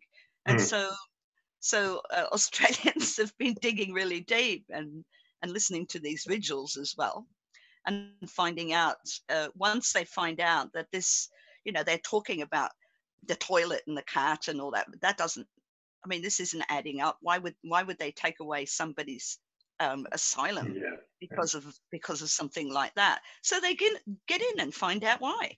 And now, I think my microphone's a bit far from my mouth. So now there's 91% of Australians that want Julian back home, and I think our Prime Minister will not be snickering the next time. He's in big trouble anyway.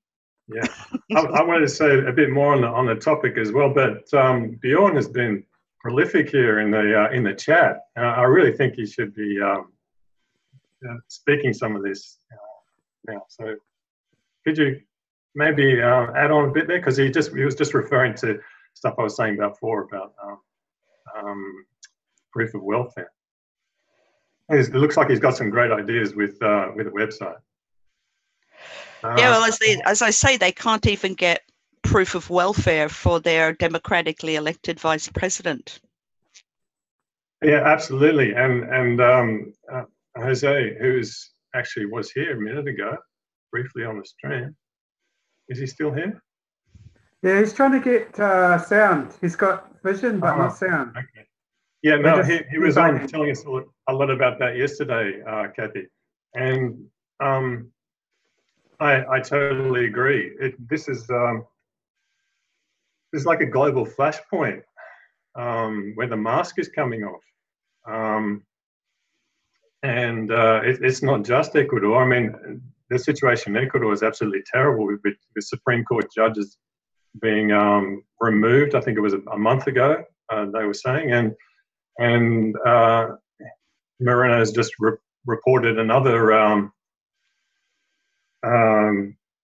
that he's just replaced the Supreme Court judges with a new bunch that just, you know, by magic without any legal basis, and the media is just rolling with it. And you've got, of course, the rest of South America, all this terrible stuff happening in Brazil that you mentioned, you know, and it makes perfect sense that Cambridge Analytica has been involved in, as you informed us. And of course, it's sort of simmering in the background, and it just sort of erupts to the surface every now and again. News about Venezuela and the constant push for war there that's sort of emerging every now and again. You know, and very serious things like drone strikes on Maduro. So really, I have a hope that, and as you're saying, Kathy, I think there is some reason to be optimistic. There's a bit of a turn back, and I was one of those 91% who voted on that particular tweet regarding the 60 Minutes interview and whether Scott Morrison should allow Assange back. But I've been saying this, you know, from time to time on the vigils and so on, that in order to keep this this propaganda in place, it's the old principle. It's simple and everybody understands it, that once you tell a lie, you have to tell another bunch of lies to keep the story straight. And that winds up. It gets more intense, it gets more crazy over time. So as long as they're going to keep this course, you would imagine that it's not so hard to project what is likely to happen in the future. At some point, it's going to become unstable. Now, they often do get away with things blowing over. Like, for instance, they keep managing for some reason to be able to start new wars in the Middle East, despite, you know, the the fact that it always comes out not long after the fact that it was a load of nonsense that it was all predicated.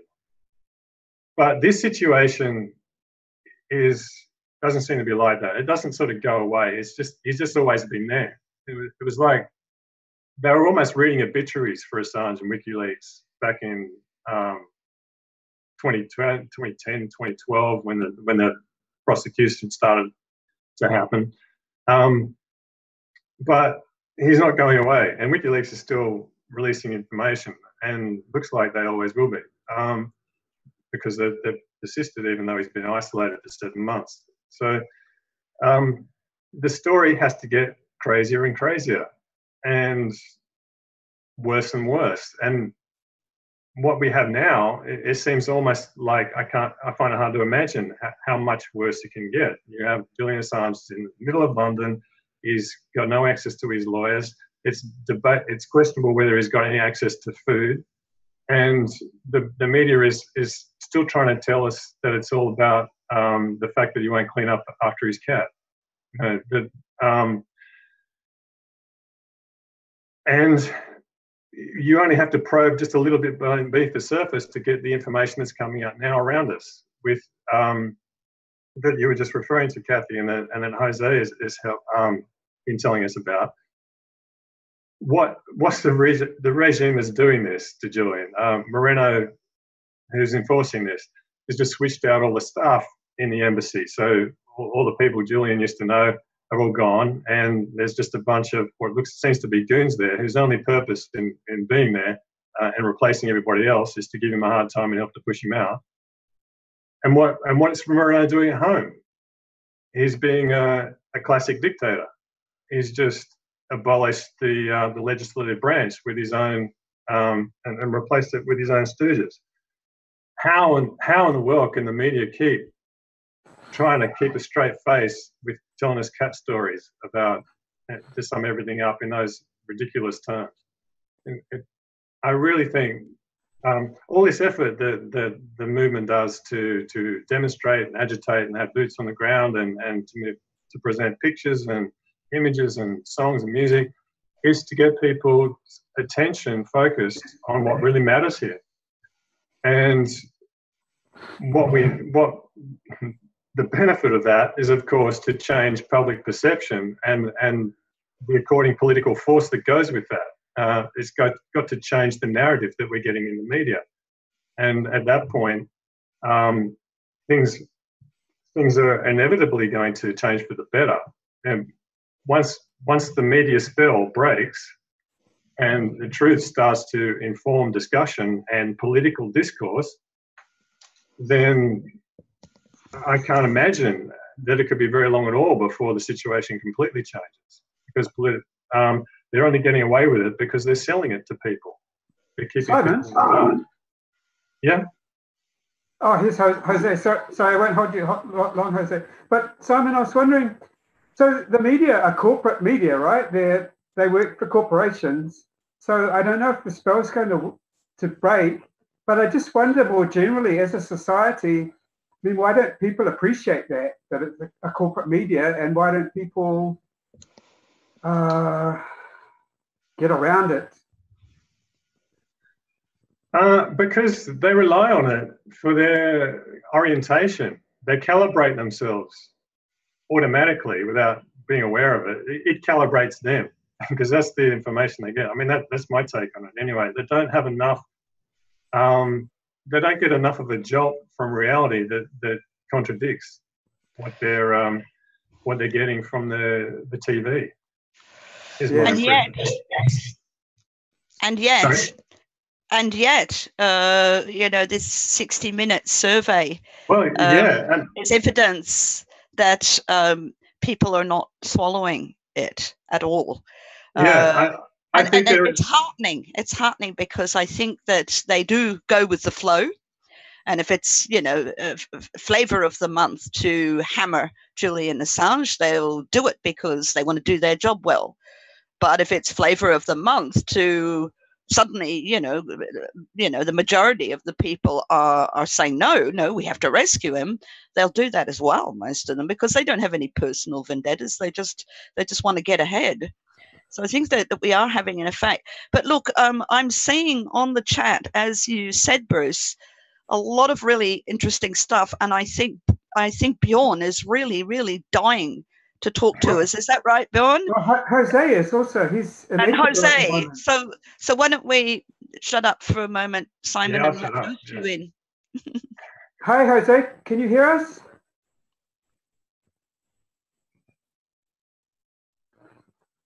Mute buttons.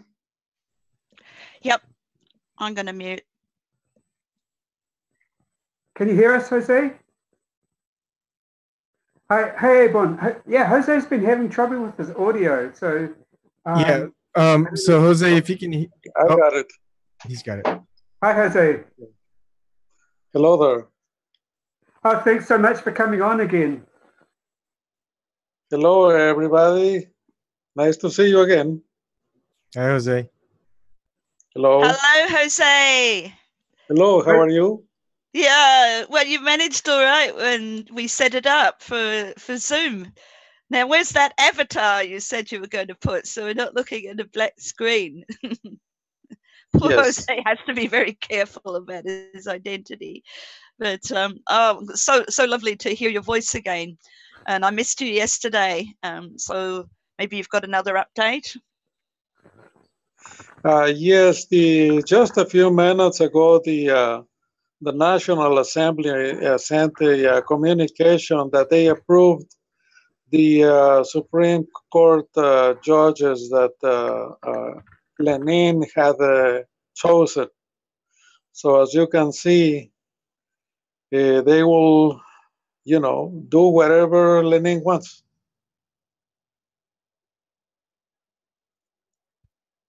Yes. So there are three actions going on at the moment that we're interested in, right? There's Yes, Lenin. yes. The other action tonight is they want to terminate the legislative seat of our most vocal National Assembly representative, Sofia Espin Reyes, with no, against all the rules and everything. So Wow. I haven't seen the vote yet, but that's the other action, and the other thing that they took back, ex-Vice President Glass to jail, Wow. even though he is sick. He's on a hunger strike still? Yes. For 18 days or something? Yes. The doctors here gave him an IV, some medicine. So they rehydrated him again. But as soon as he goes back, he's going to go back again on hunger strike. Wow. So this is the Vice President of Ecuador under the previous president's Correa, correct? He was the Vice President of Lenin. And Lenin of the had him current jailed. president. Yes. Wow. Yes, because he was on his way, you see, for his plans to, destroy democracy in Ecuador. So Lenin had to put away Glass, and so he did. His own vice president. Yes, yes. Wow. Because, well, yes, Lenin Moreno, the current president, was elected on a platform supporting a continuation of what the previous president, Correa, very popular, supported, and now he's completely switched, hasn't he? He's gone rogue or supporting the US view. Yes, Lenin waited for 10 or more years very patiently, very quietly. Saying yes to everything. Oh, yes to everything. And then when his time came, that's when he really showed his face, Yes. And he continues to prosecute Correa who's in Belgium at the moment, right? The former president is in Belgium at the moment. Yes, he Correa is in Belgium, and he does not know yet whether he will ask for political asylum at the in Belgium. Wow. Oh my God. Yes, it's terrible. So yes, I just read that this is very important that you hear. The Catholic Church of Ecuador sent a letter to Lenin requesting him to safeguard the Vice President Glass' health. And Lenin answered back saying that they do not take any responsibility for whatever happens to Glass, because what the hunger strike is of his own choice. Wow. Yes, that communication just came out. So here's the thing: he is usually has done very surprise moves all at once. So he took advantage. Lenin took advantage of the Glass media event that he came out of the hospital in an emergency, and then using that as a cover, he did the naming of the judges and the removal of our representative from the assembly, and the vote for that is not yet done. So, Jose, can you tell us how many of Korea's previous government are in jail now? There are 4 journalists in jail, and others have left the country. Yeah, because the last time I communicated with you directly, you were saying that they had been hit with travel bans, so the rest of them were sitting ducks. But I did hear since that he started moving on those people, so they can't speak out. Yes, they are in jail now. All of them? Yes, 4 of them, and the rest that's journalists, isn't it? Yes, and the rest, several of them left the country before they were put in jail. But what about the politicians? How many other politicians have been targeted? The politicians, besides Glass, there is a whole list, and they are going one by one. So the first one that they got was his name was Alvarado. He used to do all the work for the government communications for Rafael Correa. So he escaped. He went out of the country before being put to jail. What about Patino, the beautiful Patino, who was also foreign minister, I believe, when Julian was granted asylum? Yes. What's happening? Yes, he has an investigation now by the government, and I think he's gonna have to leave the country too. But how has he not been hit with the travel ban as well? Not yet. Not yet. Oh my God, he needs to get out of there. Oh, I love that man. He is such a beautiful man. Yes.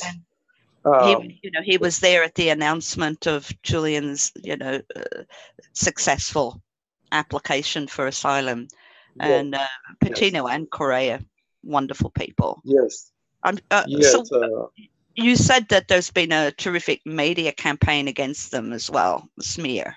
Is that true? Yes, it is true. No, they are targeting all ex-government officials of Korea. Yeah, one by one, and they have said it publicly that they are going to get them. So, but has has public opinion turned against these leaders as well? Well, you see, the newspaper media publish these things as a normal thing, so they make it as if the government had the reason. You see. Yeah. And it's all to do with, I know that with Glass, it was in relation to bribes, allegations of taking bribes. Yes, which was not truth at all. It was all false. Right. And so the other thing was that when Glass was moved to the maximum security, it's in a remote location, I gather, and into total isolation, there was an appeal in progress. Is that right? Yes. Yes. Well, I think, I think it was denied. It was it was denied the appeal. He is in a jail that has water problems, not running water, full of criminals and, Colombian terrorists. I mean, it's just terrible. And the tactic, Lenin's tactic was to get Glass far from his lawyer and his family. So he wants to finish Glass off for sure. And the other thing that I took from the last tweet that I saw of yours was that Julian has been warned that if he speaks, that's going to be it, because whatever he said, it being discretionary, what violates the special protocol, that anything that he says may be. And he's been warned by his lawyer that special protocol was already in force before his case against the foreign minister, Valencia, started, right? So has there been any advancement in that? Now, it does deeply disturb me that Simon is saying that he still seems to be denied access to his lawyers, because my understanding was that was stopped last weekend in the lead up to the continuation of the case. So the case was to resume. Of course, that's also being reported in Western media that his case against Ecuador was thrown out, which is not even true. It was the court said that they couldn't rule on it, that it was a matter for the Constitutional Court. And my understanding from your tweets was that it moved to the provincial court. So do you have any news for us on what happened on last Monday? Well, I did go to the court official that attended his case, and he told me that the case for Assange will go to the Constitutional Court or Supreme Court. So the judge that ruled that made the first ruling has not done all the proper paperwork and sent it to the other court, you see. So delaying it. Right. So they will not call Assange's lawyers until the judge, sends the papers. Right. I see. So, in fact, nothing happened on Monday? Is that right? No, nothing. There was no court hearing, nothing. Oh, right. And does maybe someone out there as well who's on YouTube, in YouTube land, would have any idea? It's just me that I'm not quite sure yet if that ban for the lawyers was just during the weekend, and if Julian's allowed now again to speak with his lawyers, or if they're still being excluded from the Ecuadorian embassy. See, what happens is that this past weekend, we had a Memorial Day holiday.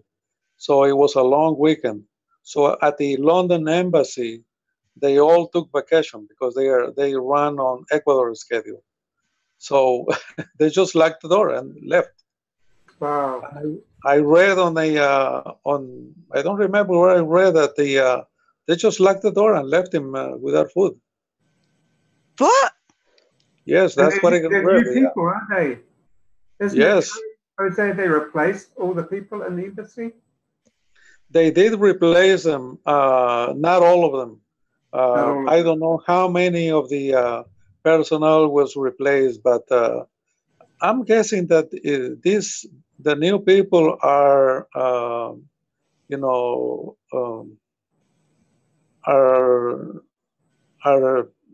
they are paying the favors to, to other politicians. That's my guess. Yes. I just want to say that I have to leave now. So the stream's going to continue. Yvonne and Kathy and all that can take over. But thanks so much, Jose, for coming on.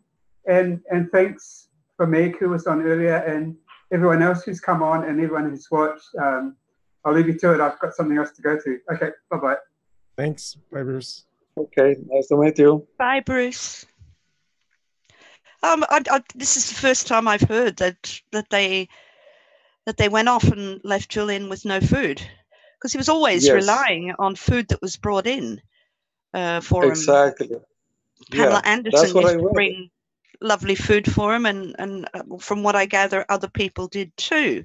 It wasn't clear how he was being fed, but so they actually went off and left him with nothing to eat for what, 24 hours? Well, I read the vacation started, I think it was Thursday or Friday. So it was like 3 days without the London embassy was closed. Oh, 3 days it was closed. Yes. So is this so starting on Friday? Yes. Well, it was either a Thursday or Friday. I don't remember well. But that's the day that that our friend passed by and took all those photos of the new equipment that's been attached to the scaffolding, and the door was open. Remember, there was a wet floor sign, and the door was wide open. I do not know because I do not know if that building maintains a door open for the Colombian embassy that is there too.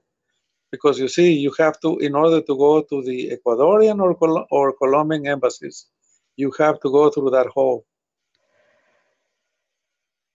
Yeah, you have to go through the hallway, but yeah, that's right. It was wide open, and well, from what I gather, there was somebody who came to the desk when our friend rang the bell. Yeah, he was probably the security guy, No, if memory serves, it was a woman. I see.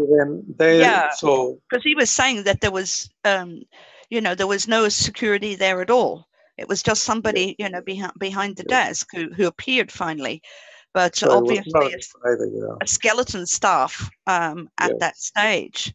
So are you saying that they left Julian without food for several days? Yes, that's what I read. Where did you read that? I would have to look the information. I don't remember. So it's Ecuadorian press, or is it? No, I think it was a tweet. Okay. That someone put, yes. But I was not surprised, you see, because it's normal for them to just lock up and go, Right. Well, it's not, because it's not a normal situation. There's somebody there that needs to be fed. And if they're going to lock up and go, then that person's going to starve. Right. You have to confirm that information with Assange's lawyers. We need to confirm that, because it's the first time I've heard it, and it sounds outrageous. It just made my jaw drop. Well, incidentally,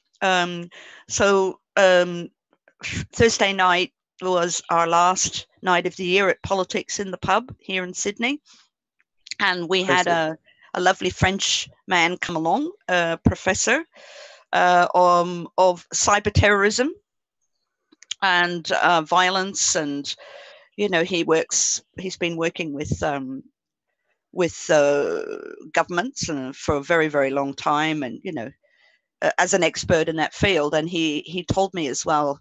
Of course, I asked them. I said, we've got all these photos of new surveillance equipment that's been put on the scaffolding.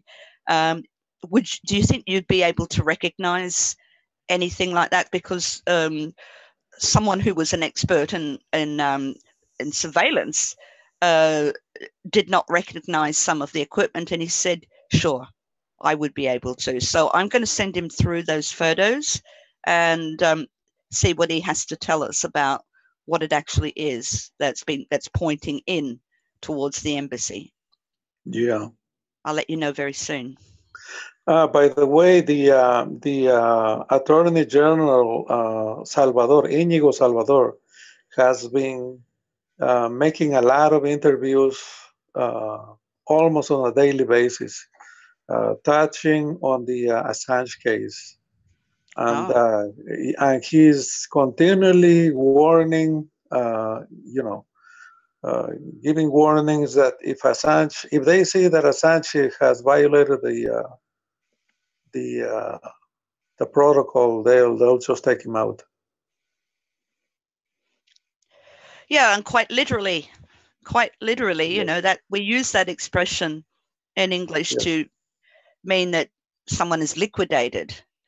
And I don't use that word lightly. I meant a victim. I'm sorry. It's funny, but it's not funny because they've been trying to liquidate Julian for a long time, neutralize at least. Yes. But do you know what I had? I had this thought this morning after a tedious night fighting with Twitter to accept my tweet, that I went, oh my God, that's the plan. Now listen to this. So, all right. So what they want is, and what they've wanted for a long time, been trying to arrange with various governments, collaboration, is to get Julian silenced permanently, put in a jail, right? Yes. So it's been awfully hard for them because the legal team are brilliant, the supporters are brilliant. We're always thwarting. We've been thwarting. So what if the actual plan was to just turn the Ecuadorian embassy into that place that they want to put him? Then they don't ever have to throw him out because they've already got him in a supermax, completely isolated situation, right? Yes. Yes. If I were a brilliant analyst, which I'm not, it took a long time for the penny to drop. That in fact, it's that thing. If you can't bring Muhammad to the mountain to Muhammad, you can't bring Muhammad to the mountain, you bring the mountain to Muhammad. Is that what they say? So yeah. So isn't that interesting? That that could be the plan, to never throw him out, but to just leave it in that state now, where he might as well be in that supermax prison in America. What does it matter if he's on American soil or not? Mm-hmm. They want him in that situation. So why not turn the embassy into the place that they want to put him? Yes. Well, I want to ask you, doesn't now that the protocol is in place, doesn't Assange isn't Assange being placed in another category as a prisoner of conscience, and and not just an asylee, but a prisoner of conscience, because the embassy has become a prison, and the Mandela rules could be being violated too. Well, exactly. Okay, let's just compare Julian's situation to that of Jorge Glass, right? Jorge Glass Yes. is in a maximum security prison. Yes. He's starving, right? He can't Yes. talk. He's been gagged. Family can't see him. Lawyers can't see him. What is the difference? What is No the difference? difference. No difference. I mean, even if that wasn't the plan, that's effectively what's happened. Yes. So, you know what, we may assume that he'll never be kicked out because the Americans have got exactly what they want without actually moving him out of that embassy at all. You just change what the embassy is so that he is now a prisoner. Yes. Well, he is a walk prisoner out the door, now. but then if he walks out the door, he's going to be back in prison in 5 minutes. I believe someone said 5 minutes for the British police to arrest him, put him in British custody because they just won't drop this arrest warrant that was, the old Interpol red notice, I think it was associated with. But the important point that Julian made when he did in February this year, he was speaking in Austria, to Austria, he said, goodness gracious, it's like someone just hit me with a total memory block. He was talking about, oh God, can you just interrupt me for a moment while I try to recall exactly what was said there? It's going to I feel like an idiot now, but it was in relation to being put in this situation. Sorry, it'll come back to me in a second, as it always does. Yeah. My question is, who decides whether he is a prisoner of conscience or not? Yes, yes, that's well, actually, I think we do. Political refugee, political prisoner. We are the ones who can look at his situation and call it for what it is. Right. Yeah, I think this whole situation is distinguished by the fact that the various concerns are complicated in so many ways to the advantage of the persecutors. And I think what Kathy said was quite good. He's virtually in a supermax anyway. But two of the things that stick out there is that this whole issue that was raised before about proof of welfare, there's no accountability in the Ecuadorian embassy because when these various institutions were developed, there was no anticipation that you would need to hold the protecting country to account for the welfare of the refugee. But if he was in a supermax, then there'd be at least some theoretical checks and balances where you would have inspectors occasionally looking in to see what was going on. That's true. Can I just interrupt you there, Simon, because it has totally come back to me why I refer to that, because it was Q&A and Julian was asked if, he had been, the problem was bail breach, there was a charge related to a breach of bail. And someone was trying to sum up the situation and Julian said, no, that's not exactly it. There has been no charge for bail breach, but the UK are maintaining their option to do that, right? That when they arrest him, they can and they may charge him with bail breach. Now, which they're not likely to do at all, because that would be in breach of the 1951 Refugee Convention. So, it's very unlikely that the bail breach is ever actually going to be the issue. It has never been the purpose of getting him into custody, neither in Sweden for 5 years and neither in the UK. And Stefania Marizzi has been talking about, you know, from her freedom of information requests. You know, she was given a lot of documents of what the UK has been up to, the Crown Prosecution Service, and it has become amply clear. There is evidence now that the UK has been obstructing the quick resolution of certainly the Swedish situation, to keep that option open for 5 years of putting him into custody, so that the American sealed indictment can be opened, because that's a precondition, and they of it being opened, and then an extradition request. So the UK has been, you know, doing things that why have they been advising Sweden prosecutor Marianne Nye not to come for 5 years? The Swedes wanted to get rid of this. I think it was 2013, and the Crown Prosecution Service said, no, don't come to London, don't drop it, keep it going.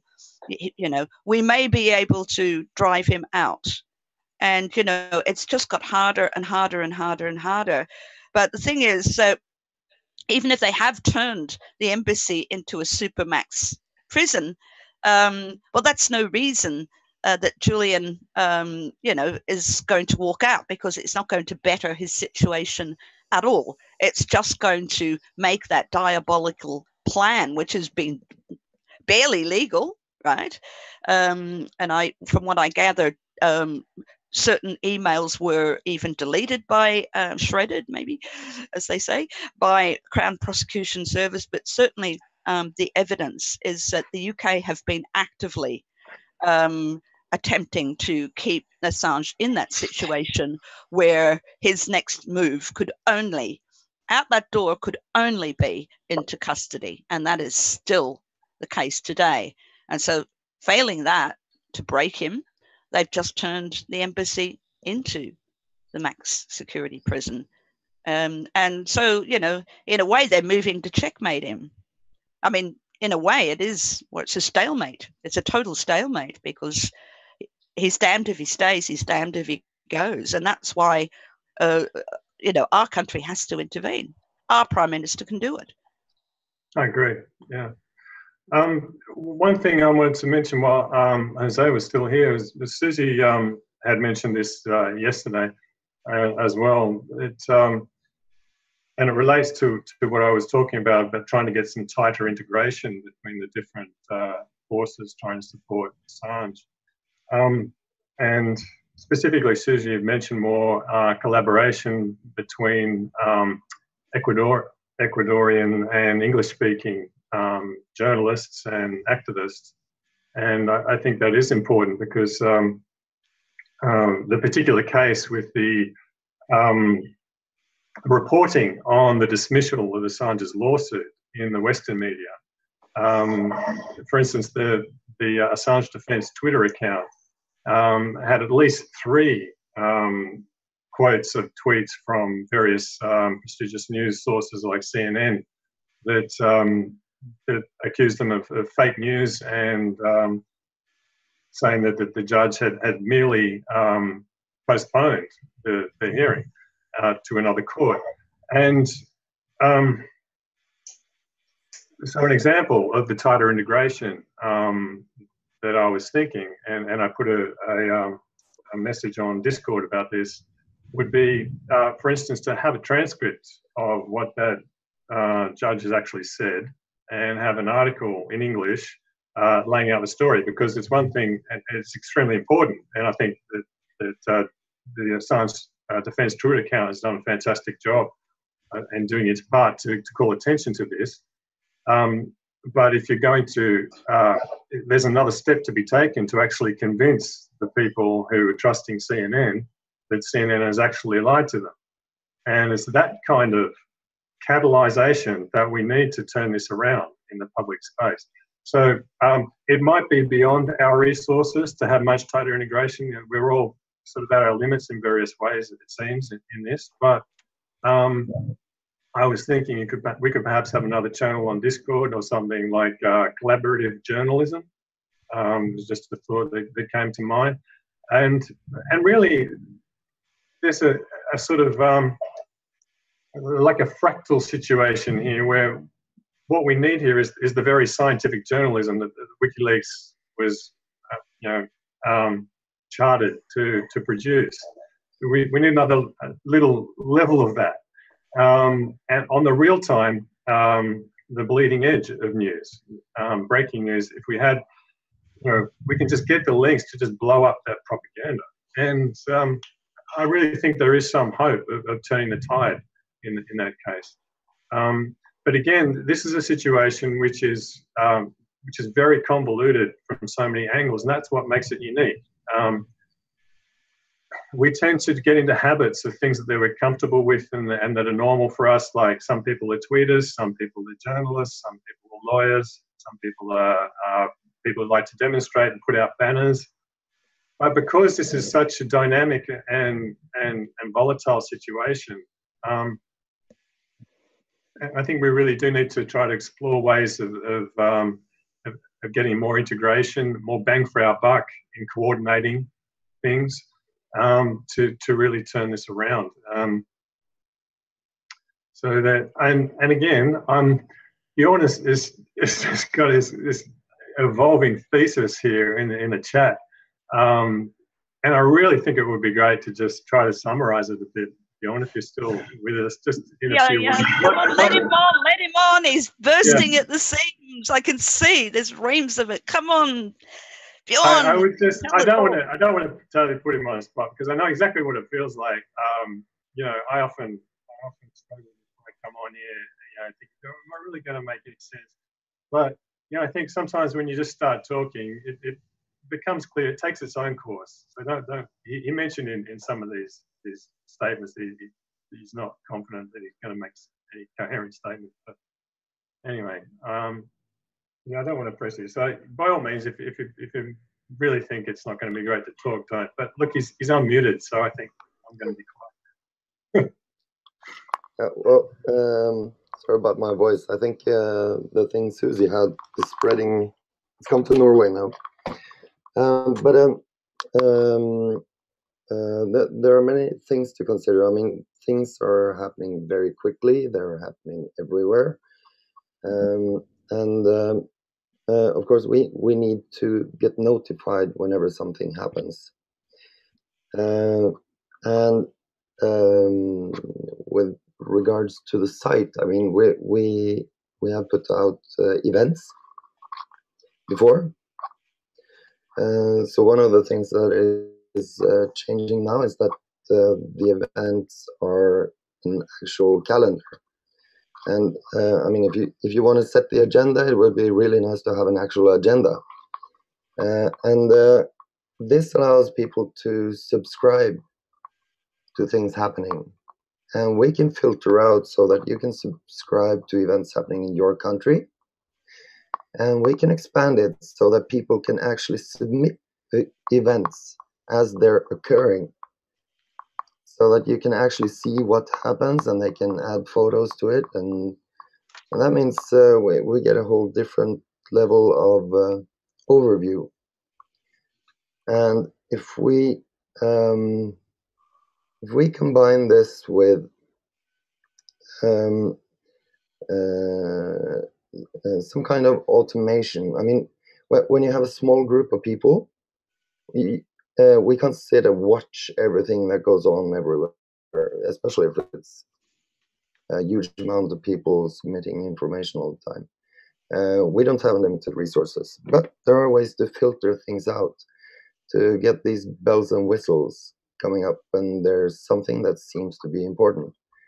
And we, with the limitations we have, we really have to make use of all kinds of technological advantages that enable us to counter the infinite resources of our opponents, sort of.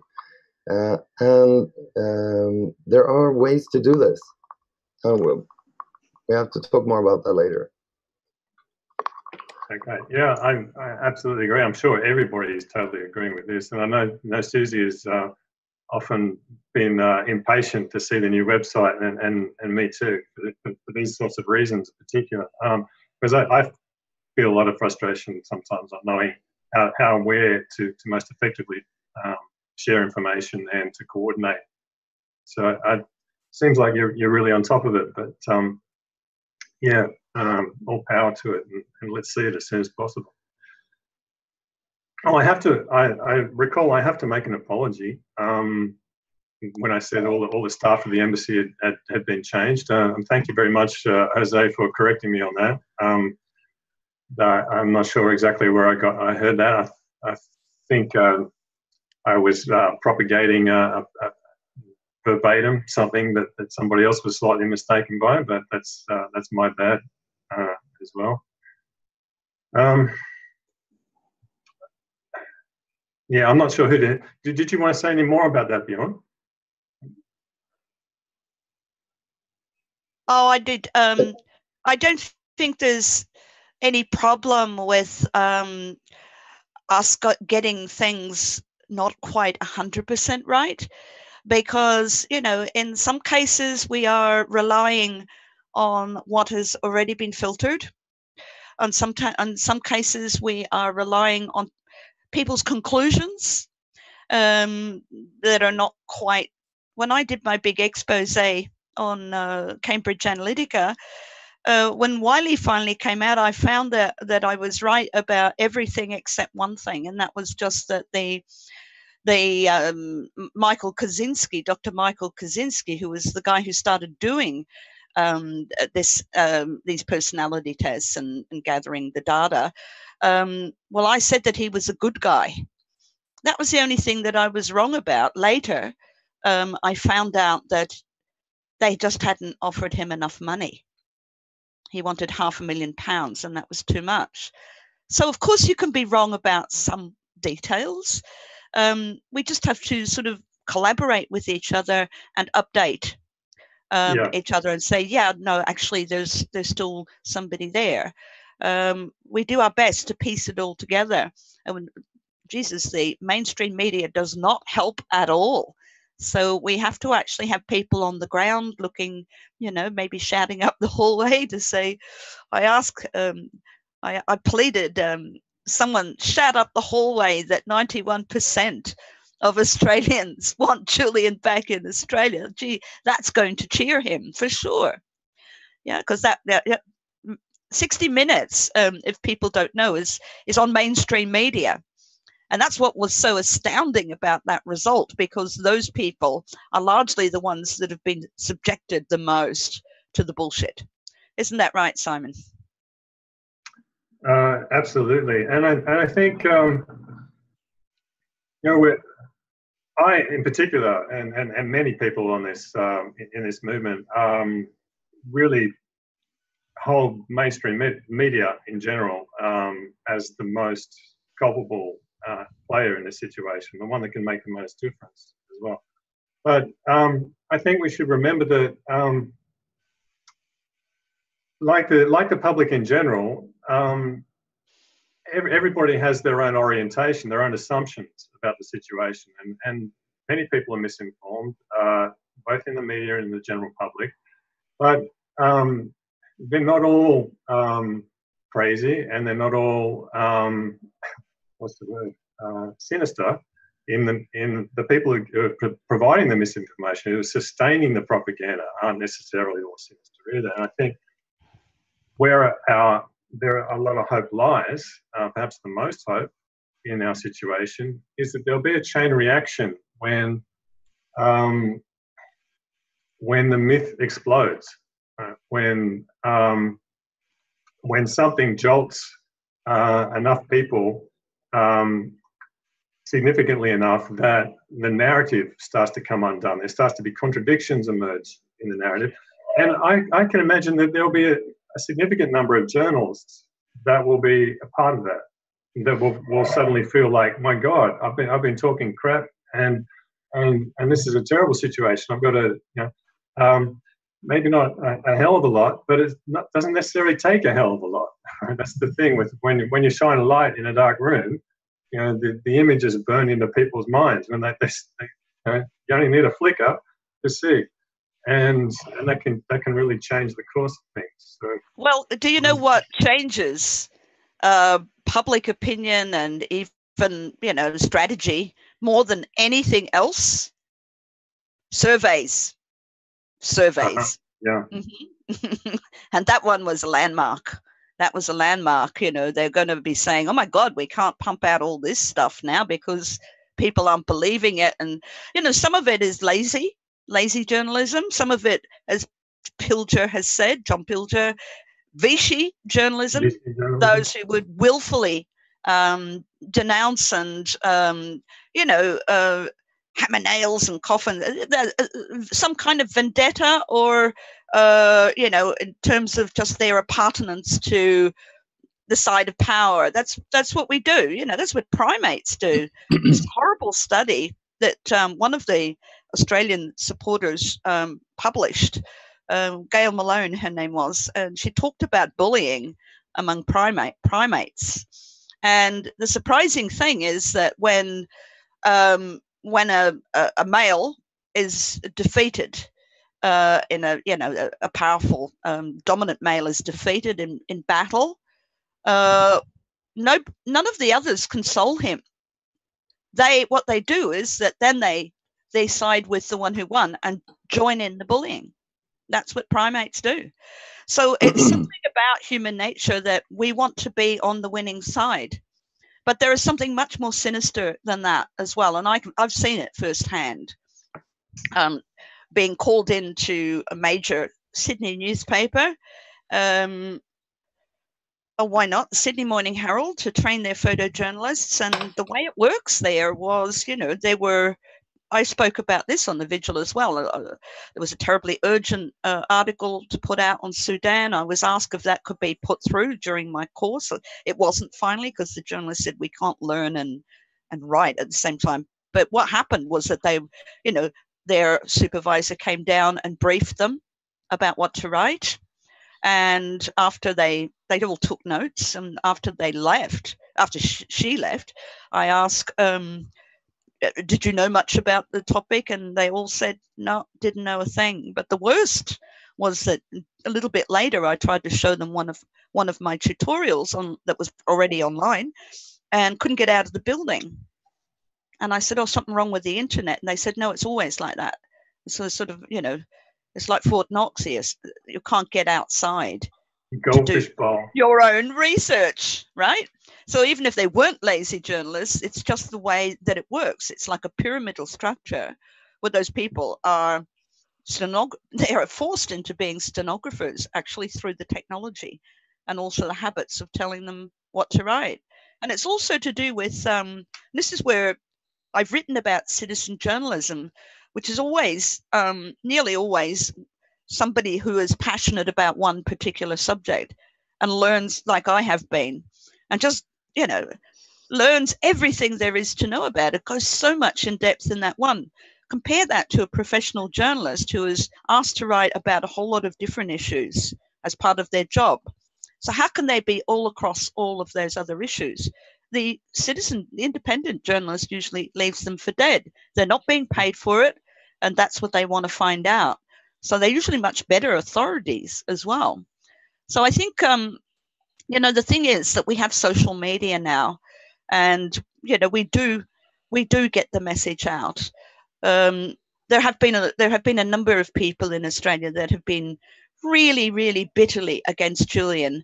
You know, every time you would post something about him, they would jump in, and they're nice people usually, nice lefties, who are your friends for years. You went to art school with them, and they'd say these terrible things. You know, it's Mulu's time, ha ha ha.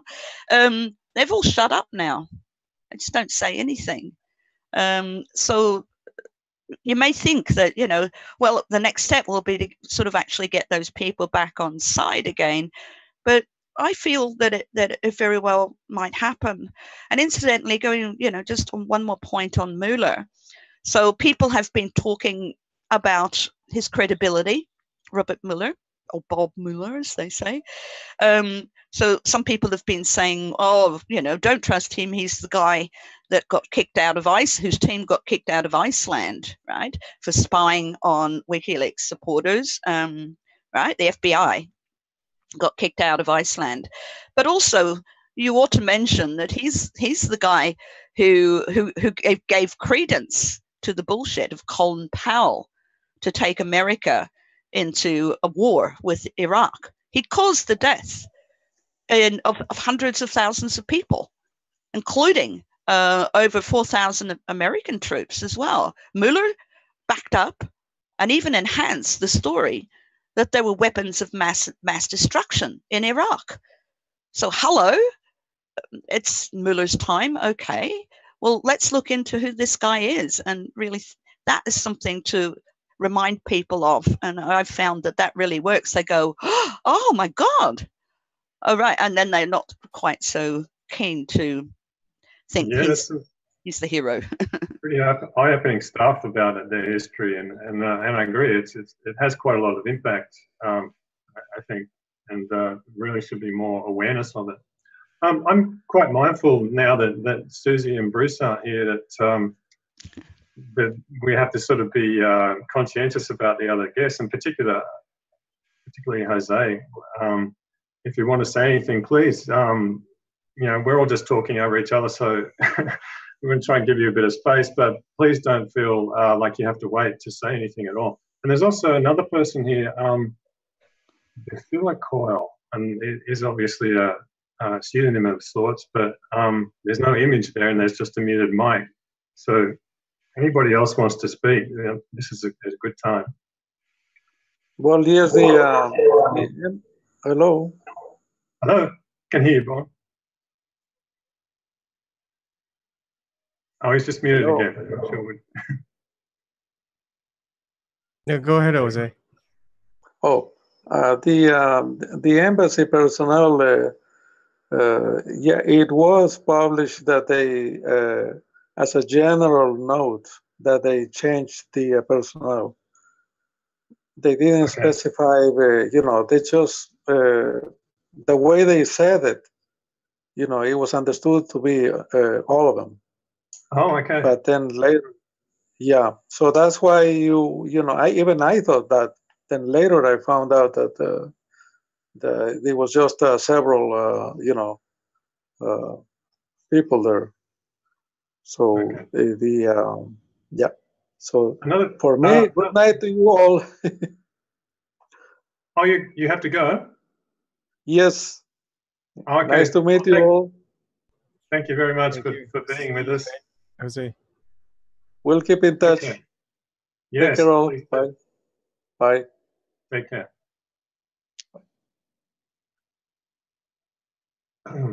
I would just add then on the end, I was going to say before he left, when Kathy and Jose were discussing about the embassy being abandoned, and we're trying to work out whether that happened on Friday or not. Just a very, very minor point here. It doesn't really clarify all that much, but should actually be mindful of the time difference. It may well be that when the embassy was open, and I can't remember the name of the guy that was on the emergency vigil who was showing us around there and describing the day. It may well be that was before the time that Jose was talking about, so far as I know from what we've heard so far.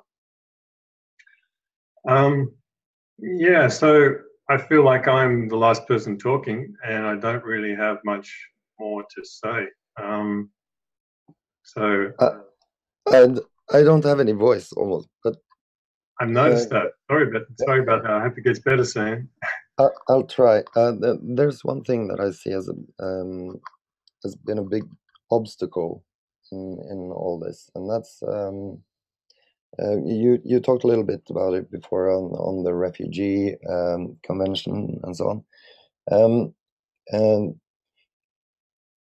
with all these conventions and they don't really have a way of being enforced. There's no authority that actually punishes breaking these rules. For instance, with yeah, and that's a big problem, especially when you're dealing with governments, because the governments are supposed to be enforcing the rules, and if the laws aren't being enforced, they're just suggestions. They have no meaning. We're kind of stuck into this who's watching the watchers thing. If they don't apply ordinary human rights and they refuse it, what do you do? I mean, the United Nations came with their opinion. It's supposed to be binding, but in effect, when it comes to a case like this, they don't want to. They just say no. What do you do then? It's a problem. Yeah, it's a huge problem, and it's all of the problem in a sense, because the UN has already ruled years ago that Assange shouldn't be in the embassy. So, we can say this is the entire problem from a certain perspective. When I mentioned that the UN, in connection with this this recent list of protocols and so on, and once again, as I said before, that all these protocols emerged, and this new catastrophe has emerged, ironically, as a result of the UN meeting with the president of Ecuador. And I had mentioned that on the emergency meeting we had last, and was trying to wave hands to get people to pay attention to the UN and to leave them in the subject. Keep talking about them, and if possible, pursue them for an interview, for comment. I don't know how these things typically work. Joe Lauria at the time had mentioned his experience with the UN and brought up the very point that Bjorn just raised about the lack of enforcement. The problem that you can, it's one thing for them to make determinations. It's another thing for anybody to feel like they have to obey it. Really, it seems clear that the only mechanism for the enforcement and the only significance of the rulings is the effect on the political environment via public opinion. And that is, so that's why I think it's still very important to be trying to keep the UN in the picture, because really it all came from them. And I like to think of this this situation that's emerged as like everyone's familiar with the expression "the emperor's new clothes" and the naked emperor. And the occasion, as I recall, was his birthday, and that's where we get the expression "the birthday suit." Right? He just doesn't have any clothes. Well, I like to think this particular situation is like the emperor's birthday cake. You've got different layers. First of all, you start off with the 6 years of arbitrary detention. Right? And you make that out of equal parts of government and media corruption, and lots of spin. You spin with, and you beat up the story, and then the UN comes along and says, rules on it after a year, at least a year, I think it was. Somebody might be able to correct me on this. Of looking into the situation, has ruled on this as arbitrary detention. So that's the core of it, and yet it stays there, and it hasn't gone away yet. And then lately we've had the icing, 7 months of isolation by Ecuador, with no internet access, no visitors. That's like the icing on the cake. So then again, the UN comes along and comments on this, meets with Marina, and now we've got like the candle on the cake. His lawyers can't see him. He's got this list of protocols. Right, it's just getting worse and worse. But as I said, the more you double down with lies and deceit and propaganda, the crazier it gets and the more volatile it gets. And I think it's gotten to the point now where you have a cake and a candle. If you light that candle, it could shed a bit of light. And if that actually changes the narrative, then it would be like a bomb going off in the face of the emperor. The emperor it'll be all stuck on his face, and the party will be over. That's the way I look at this situation. Yeah, I think you're absolutely right, Simon. Thanks. And public opinion is the key word.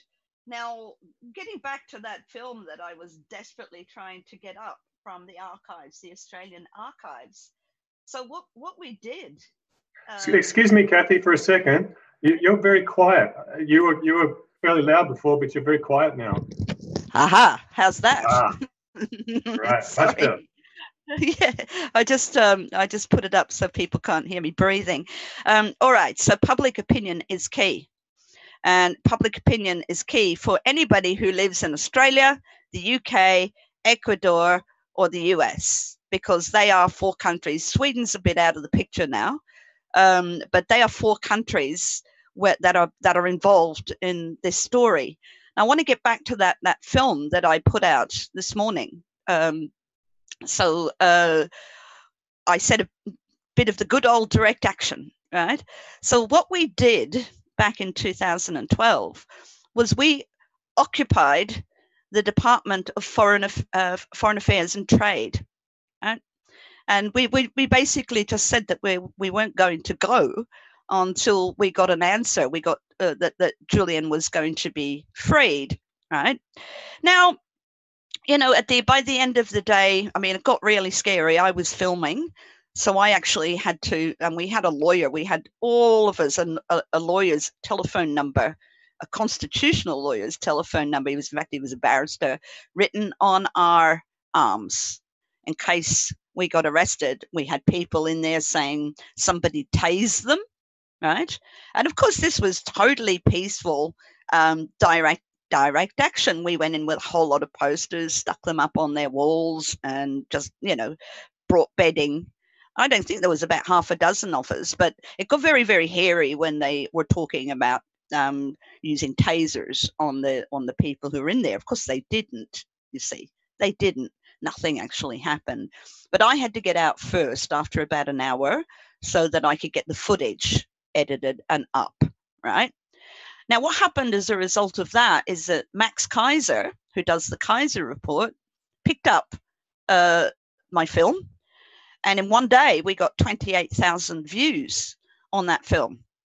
And it went worldwide. We made headlines, right, by using direct action, non-violent. And I can tell you, you know, apart from the scary moment where I thought this is time where I leave, right, and someone came up to accompany me out, and I made it out.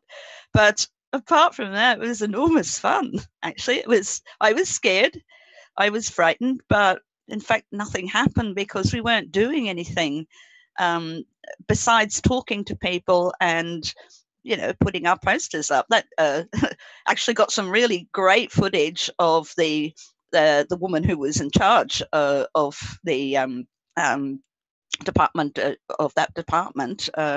Virginia, her name was.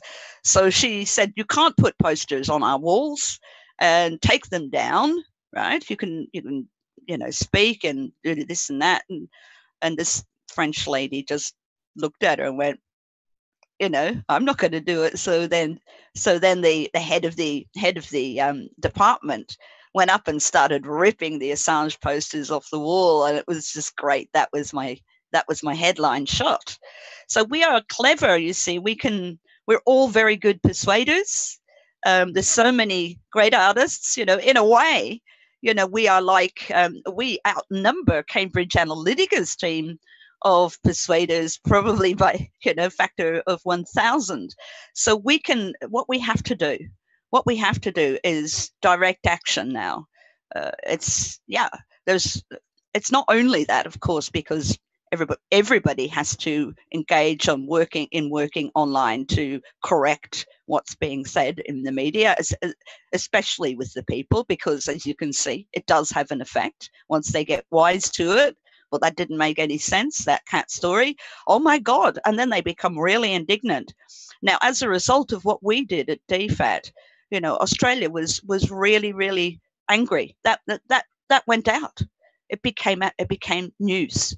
And so we have to do things that make headlines without anyone getting, doing anything violent or harmful. It's just, you're just being clever and making people laugh is while they're doing it.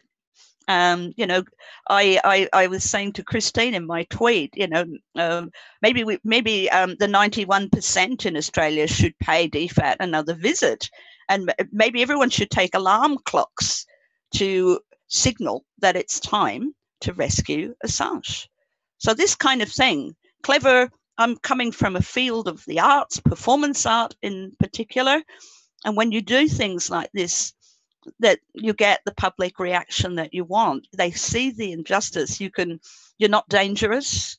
You're pointing out how ridiculous this situation is, how unjust, and you're making all the people want to take action. And once that happens, those politicians have to go back to respecting the rule of law again. They just have to. I agree. And the systems of accountability then start to work. Right? When you have discussion, then you have the politician is presented with a question they have to answer. And if they don't give a coherent answer, then they keep getting pressed to give an answer. The problem now is they're not getting pressed. They're getting away with it. And well, that's where we got to get on the news. Yeah.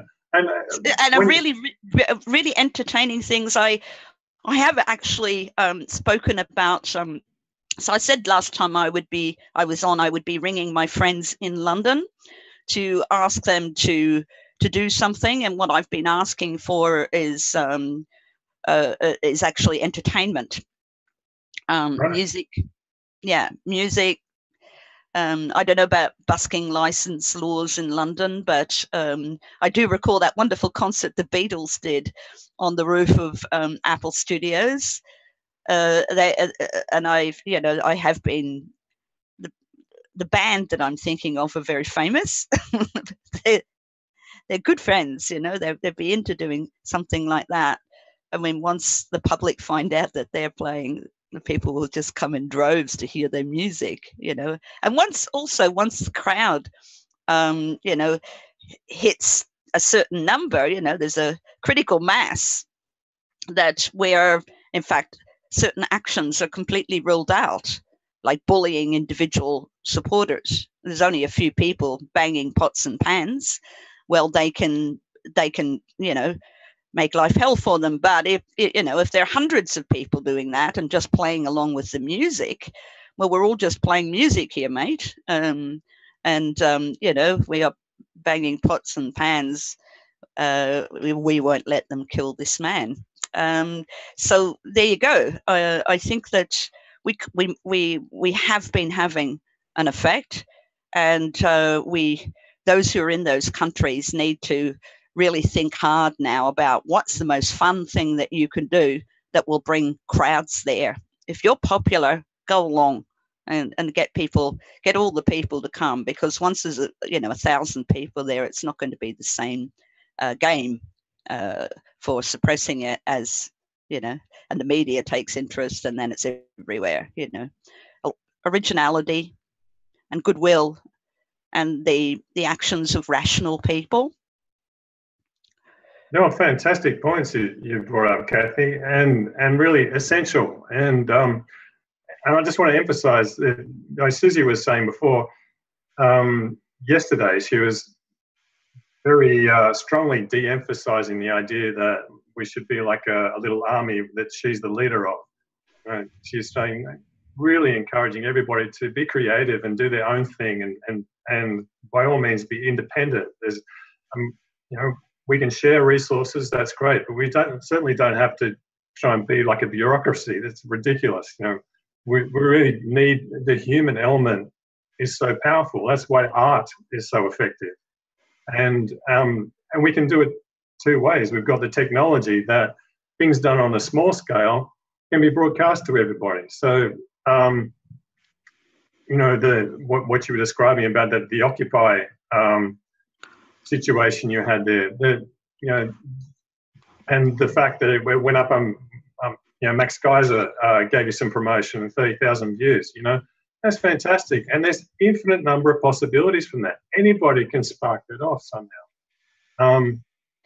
And on the other side of the coin, with group events, when you get to a certain number of people, there's a critical mass that is then in the public space and commands a lot of attention. And like you said, becomes too big to repress effectively.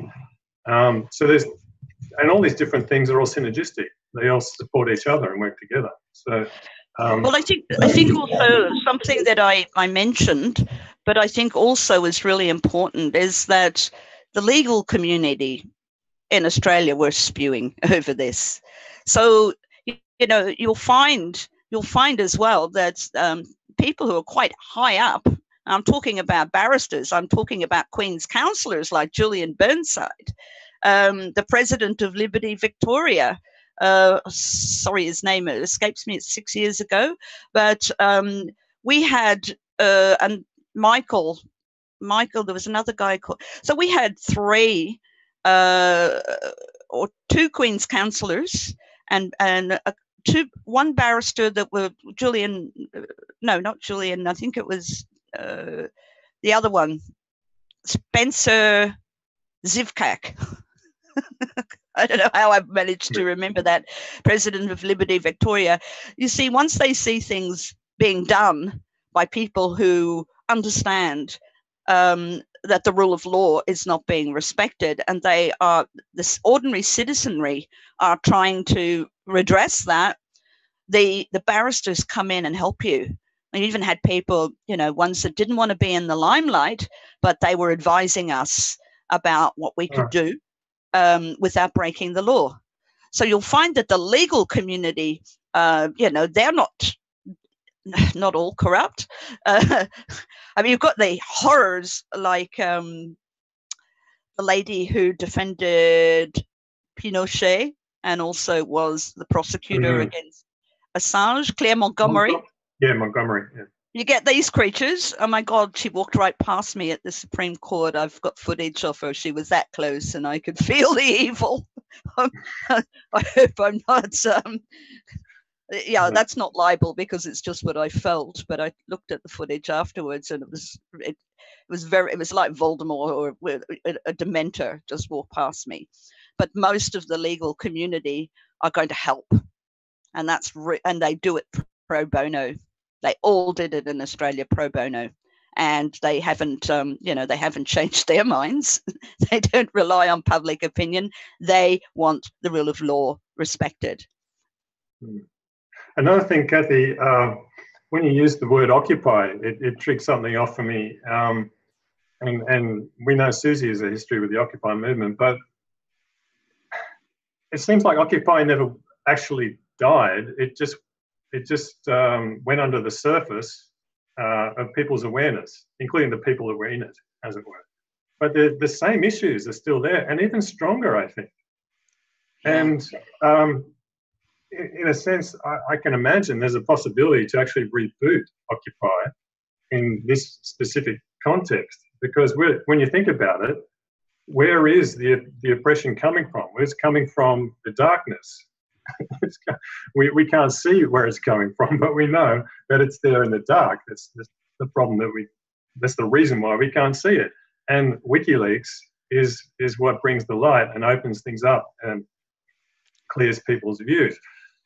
And it's a movement for justice, and that's what people want.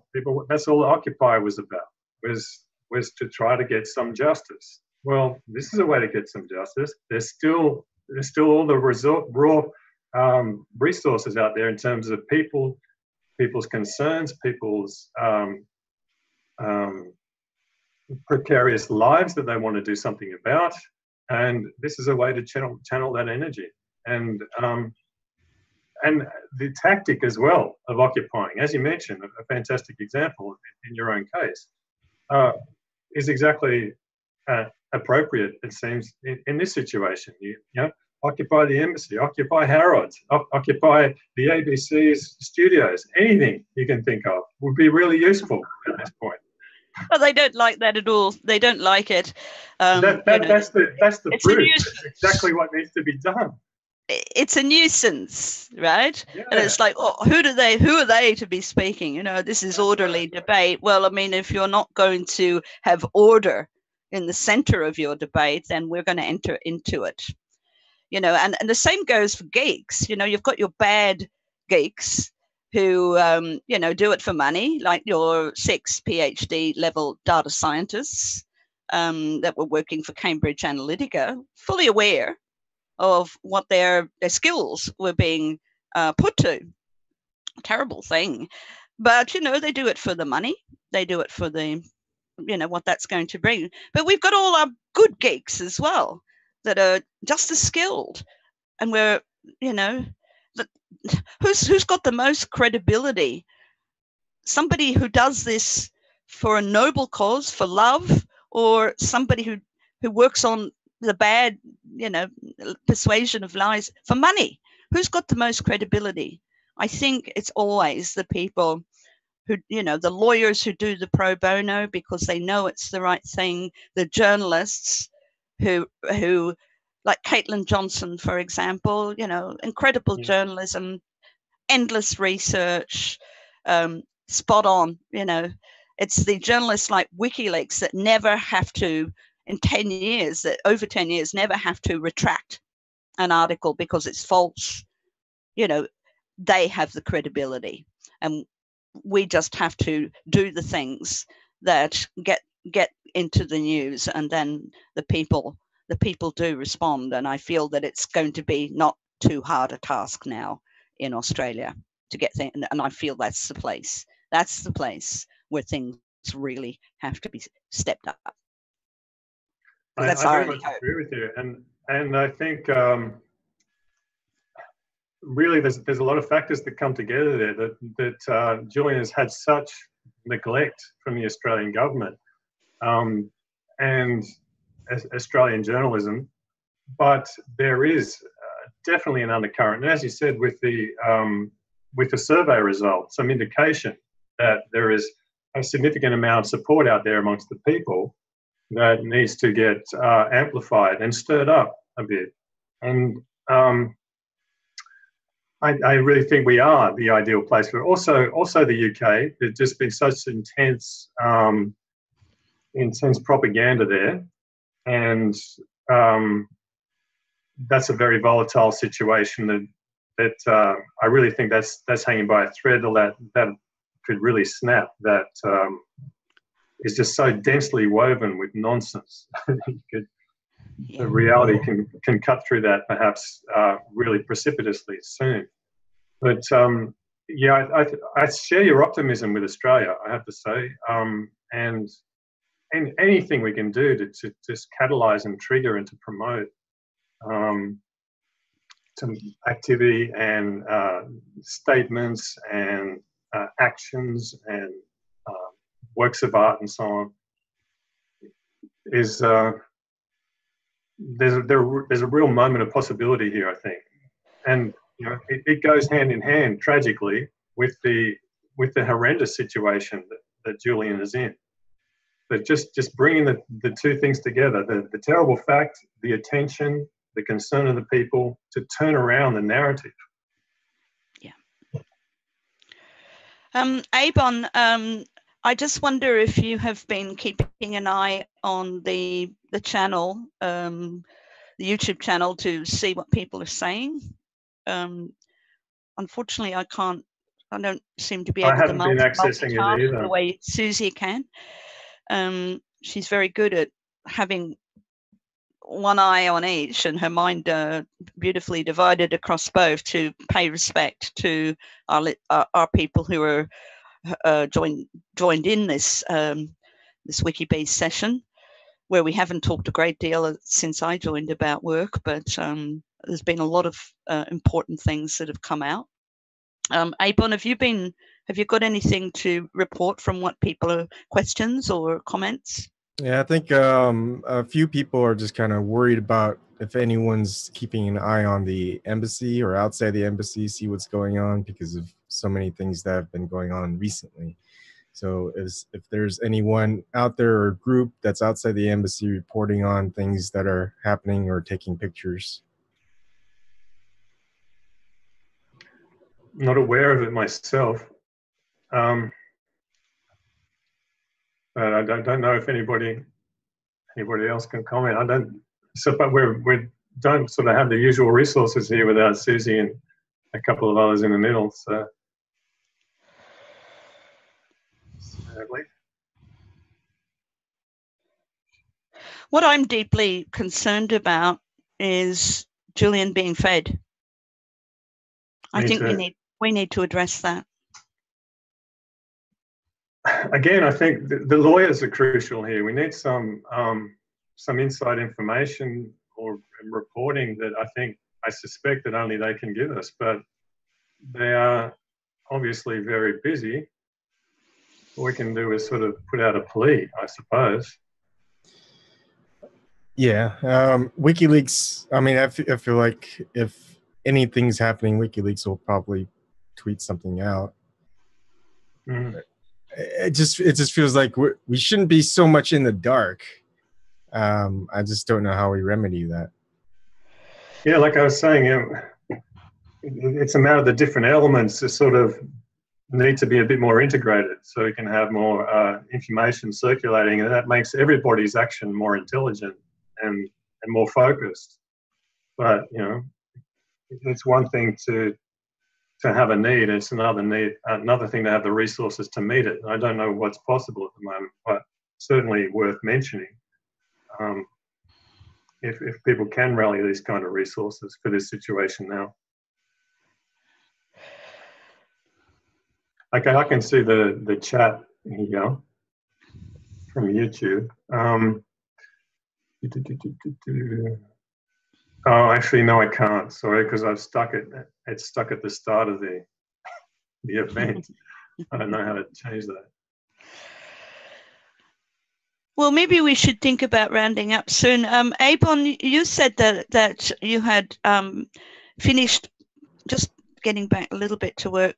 You said that you had finished putting together the server, the editing server for our documentary, and you have finished transferring our material there as well, or some of it, or most of it. Can you just give us a rundown on what you've been up to and what we can do now? Yeah, it's ready right now for testing. There's a few upgrades that I still want to make to it. There's also another server that I'll be bringing up that can be beefier if needed. But I figure our limitations are still going to be bandwidth. But I mean, right now you can start your test. I mean, if you wanted to try out the trial version of that program. Frame.io. Frame.io, yes. Yeah. Yes, And, yeah, I do. Yeah, I have to pay for it first, but no, I can do that. But I was just waiting until everything was sorted in terms of the technical side of where we're going, because you can't really test it on another platform.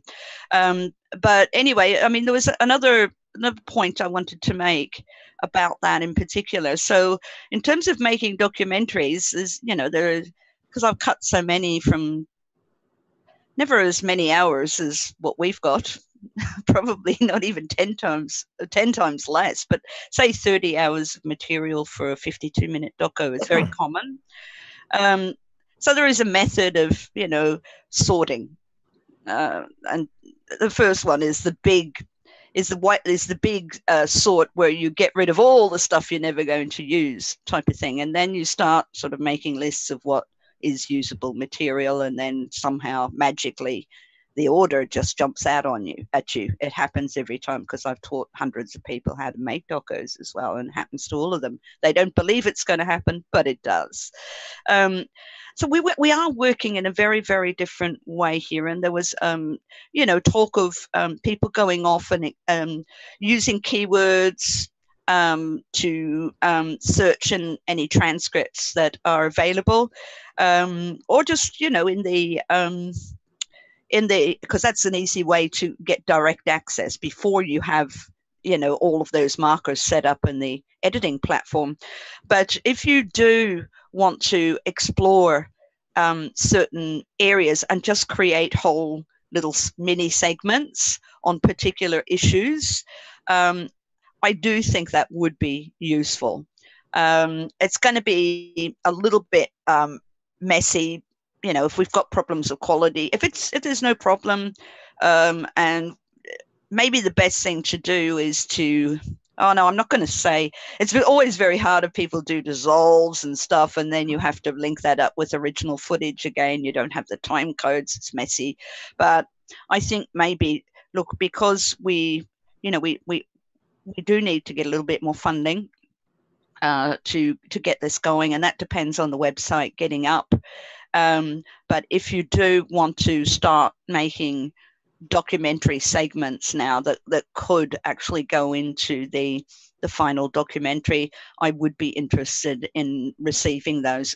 And pretty soon you'll be able to upload those directly onto our editing server rather than onto YouTube, where we can't edit. We can't edit from YouTube. We have to have it a direct connection to the hard drive where everything is stored, and a very fast connection as well. And so that's one of the things I'm going to be testing with my friend in Austria.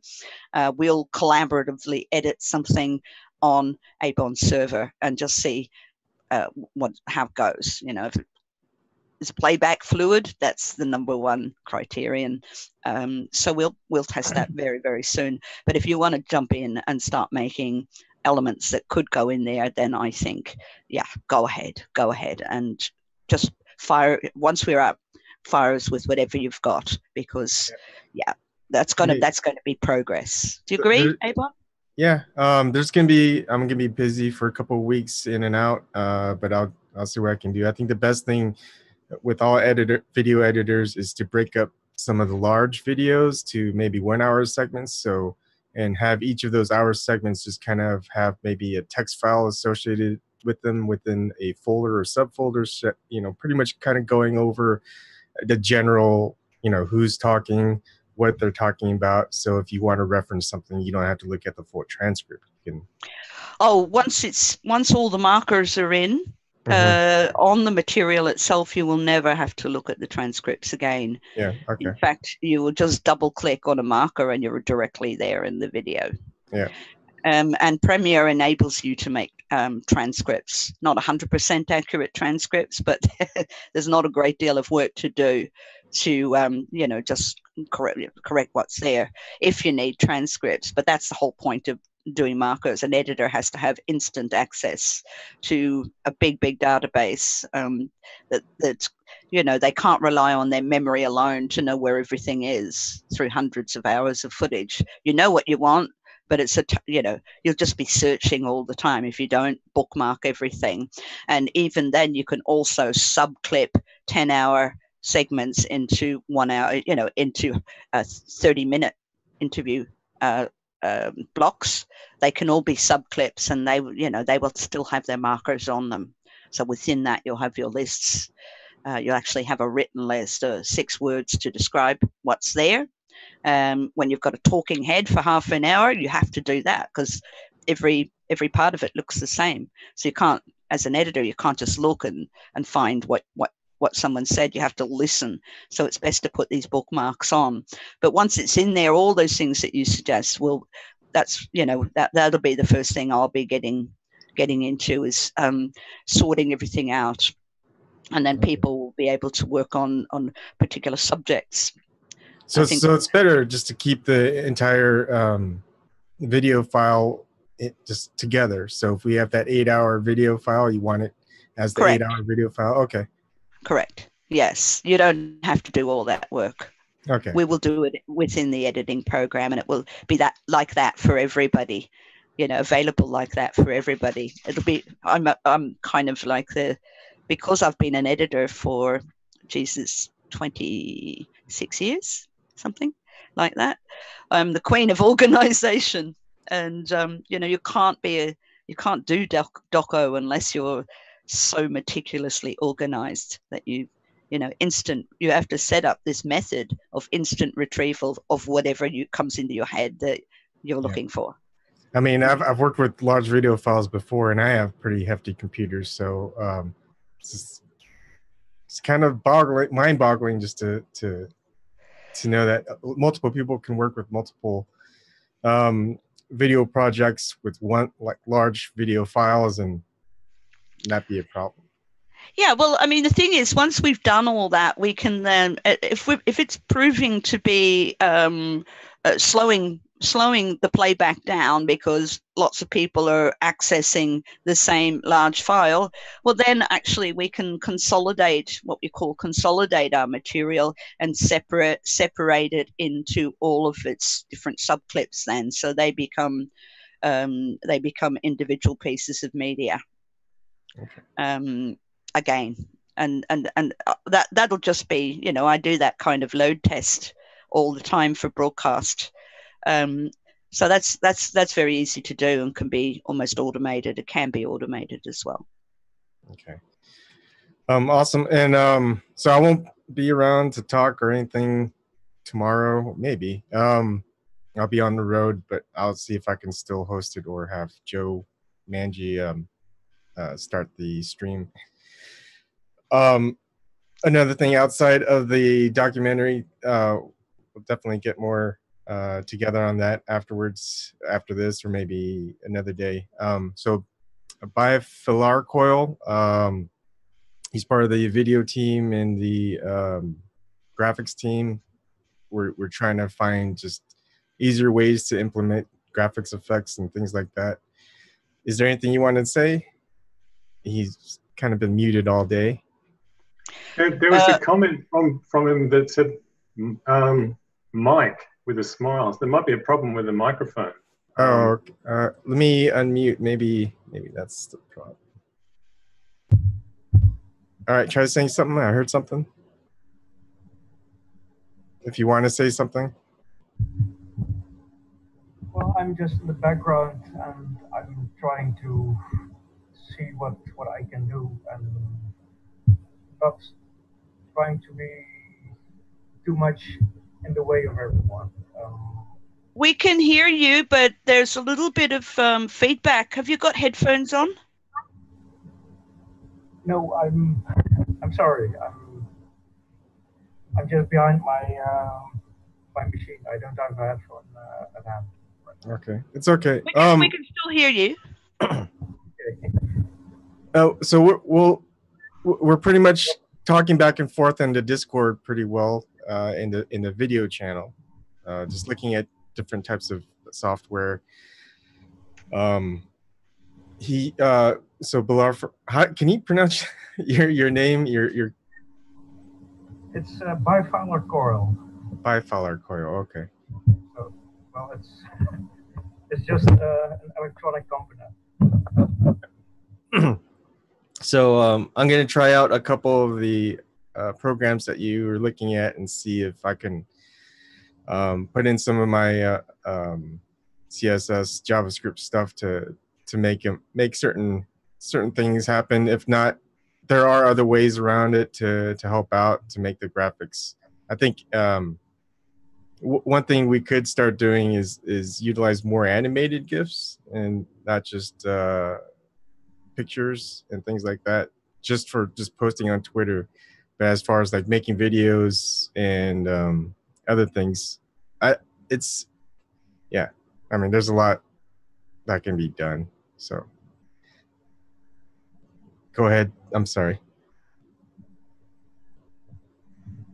Well, I'm just going to look what will be available. I'm also going to look at the tutorial that I posted about shortcut, and from there I'm going to experiment with what's possible. All right, cool.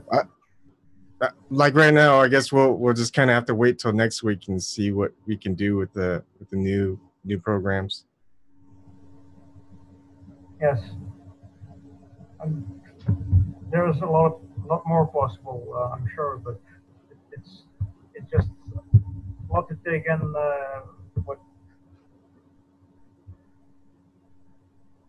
what all the software can do. And I just had a little technical problem with Inkscape, so I'm at this moment a little bit swamped with all kinds of technical information, so I try to take it as slow as possible. Yeah. Anyways, this also ties into the documentary, Kathy. A lot of the stuff that we can create can also be used for the documentary. Yes, absolutely. So whatever you can do in the meantime, it's okay. It's going to be a little bit more work to recut something like, especially if you've got multi-layering or something like that. But if you stick to pretty simple cut editing, I think in that case it's going to be possible to take things in chunks like that. And I think people really want to get active on that. So in the meantime, I've been making lots of short clips, doing my own thing as it is. You hear something and you go, and I have got a huge bank of Australian archives. So, from shooting, my God, way over 100 films, there's all of the material from those. So I can suddenly go, oh, I should let people see this, and pluck it out and then do something meaningful with it today that actually speaks to the current context and inspires people. And just getting back to that direct action, I think maybe the worst we want to be is a bit of a nuisance. But the way the people react is, if you're not doing any harm, if they don't mind what you're doing because your music is bloody great, like Alex playing outside, in New Zealand, playing her violin. I mean, people want to listen to that. Then those who come along to stop it look like the bad guys immediately.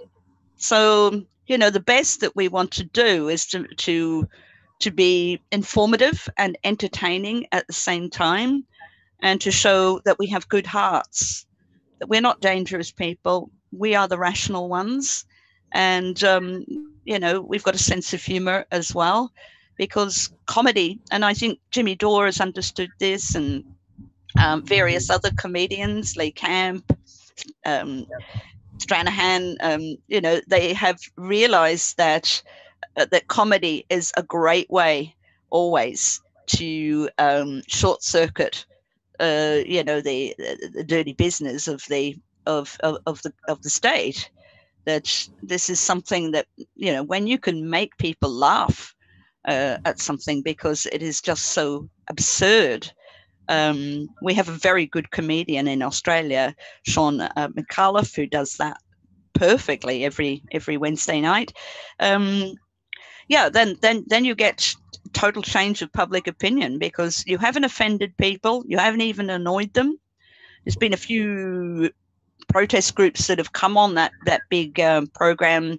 You'd know what I'm talking about, Simon Q&A. We have usually 1 million viewers watching that live around Australia.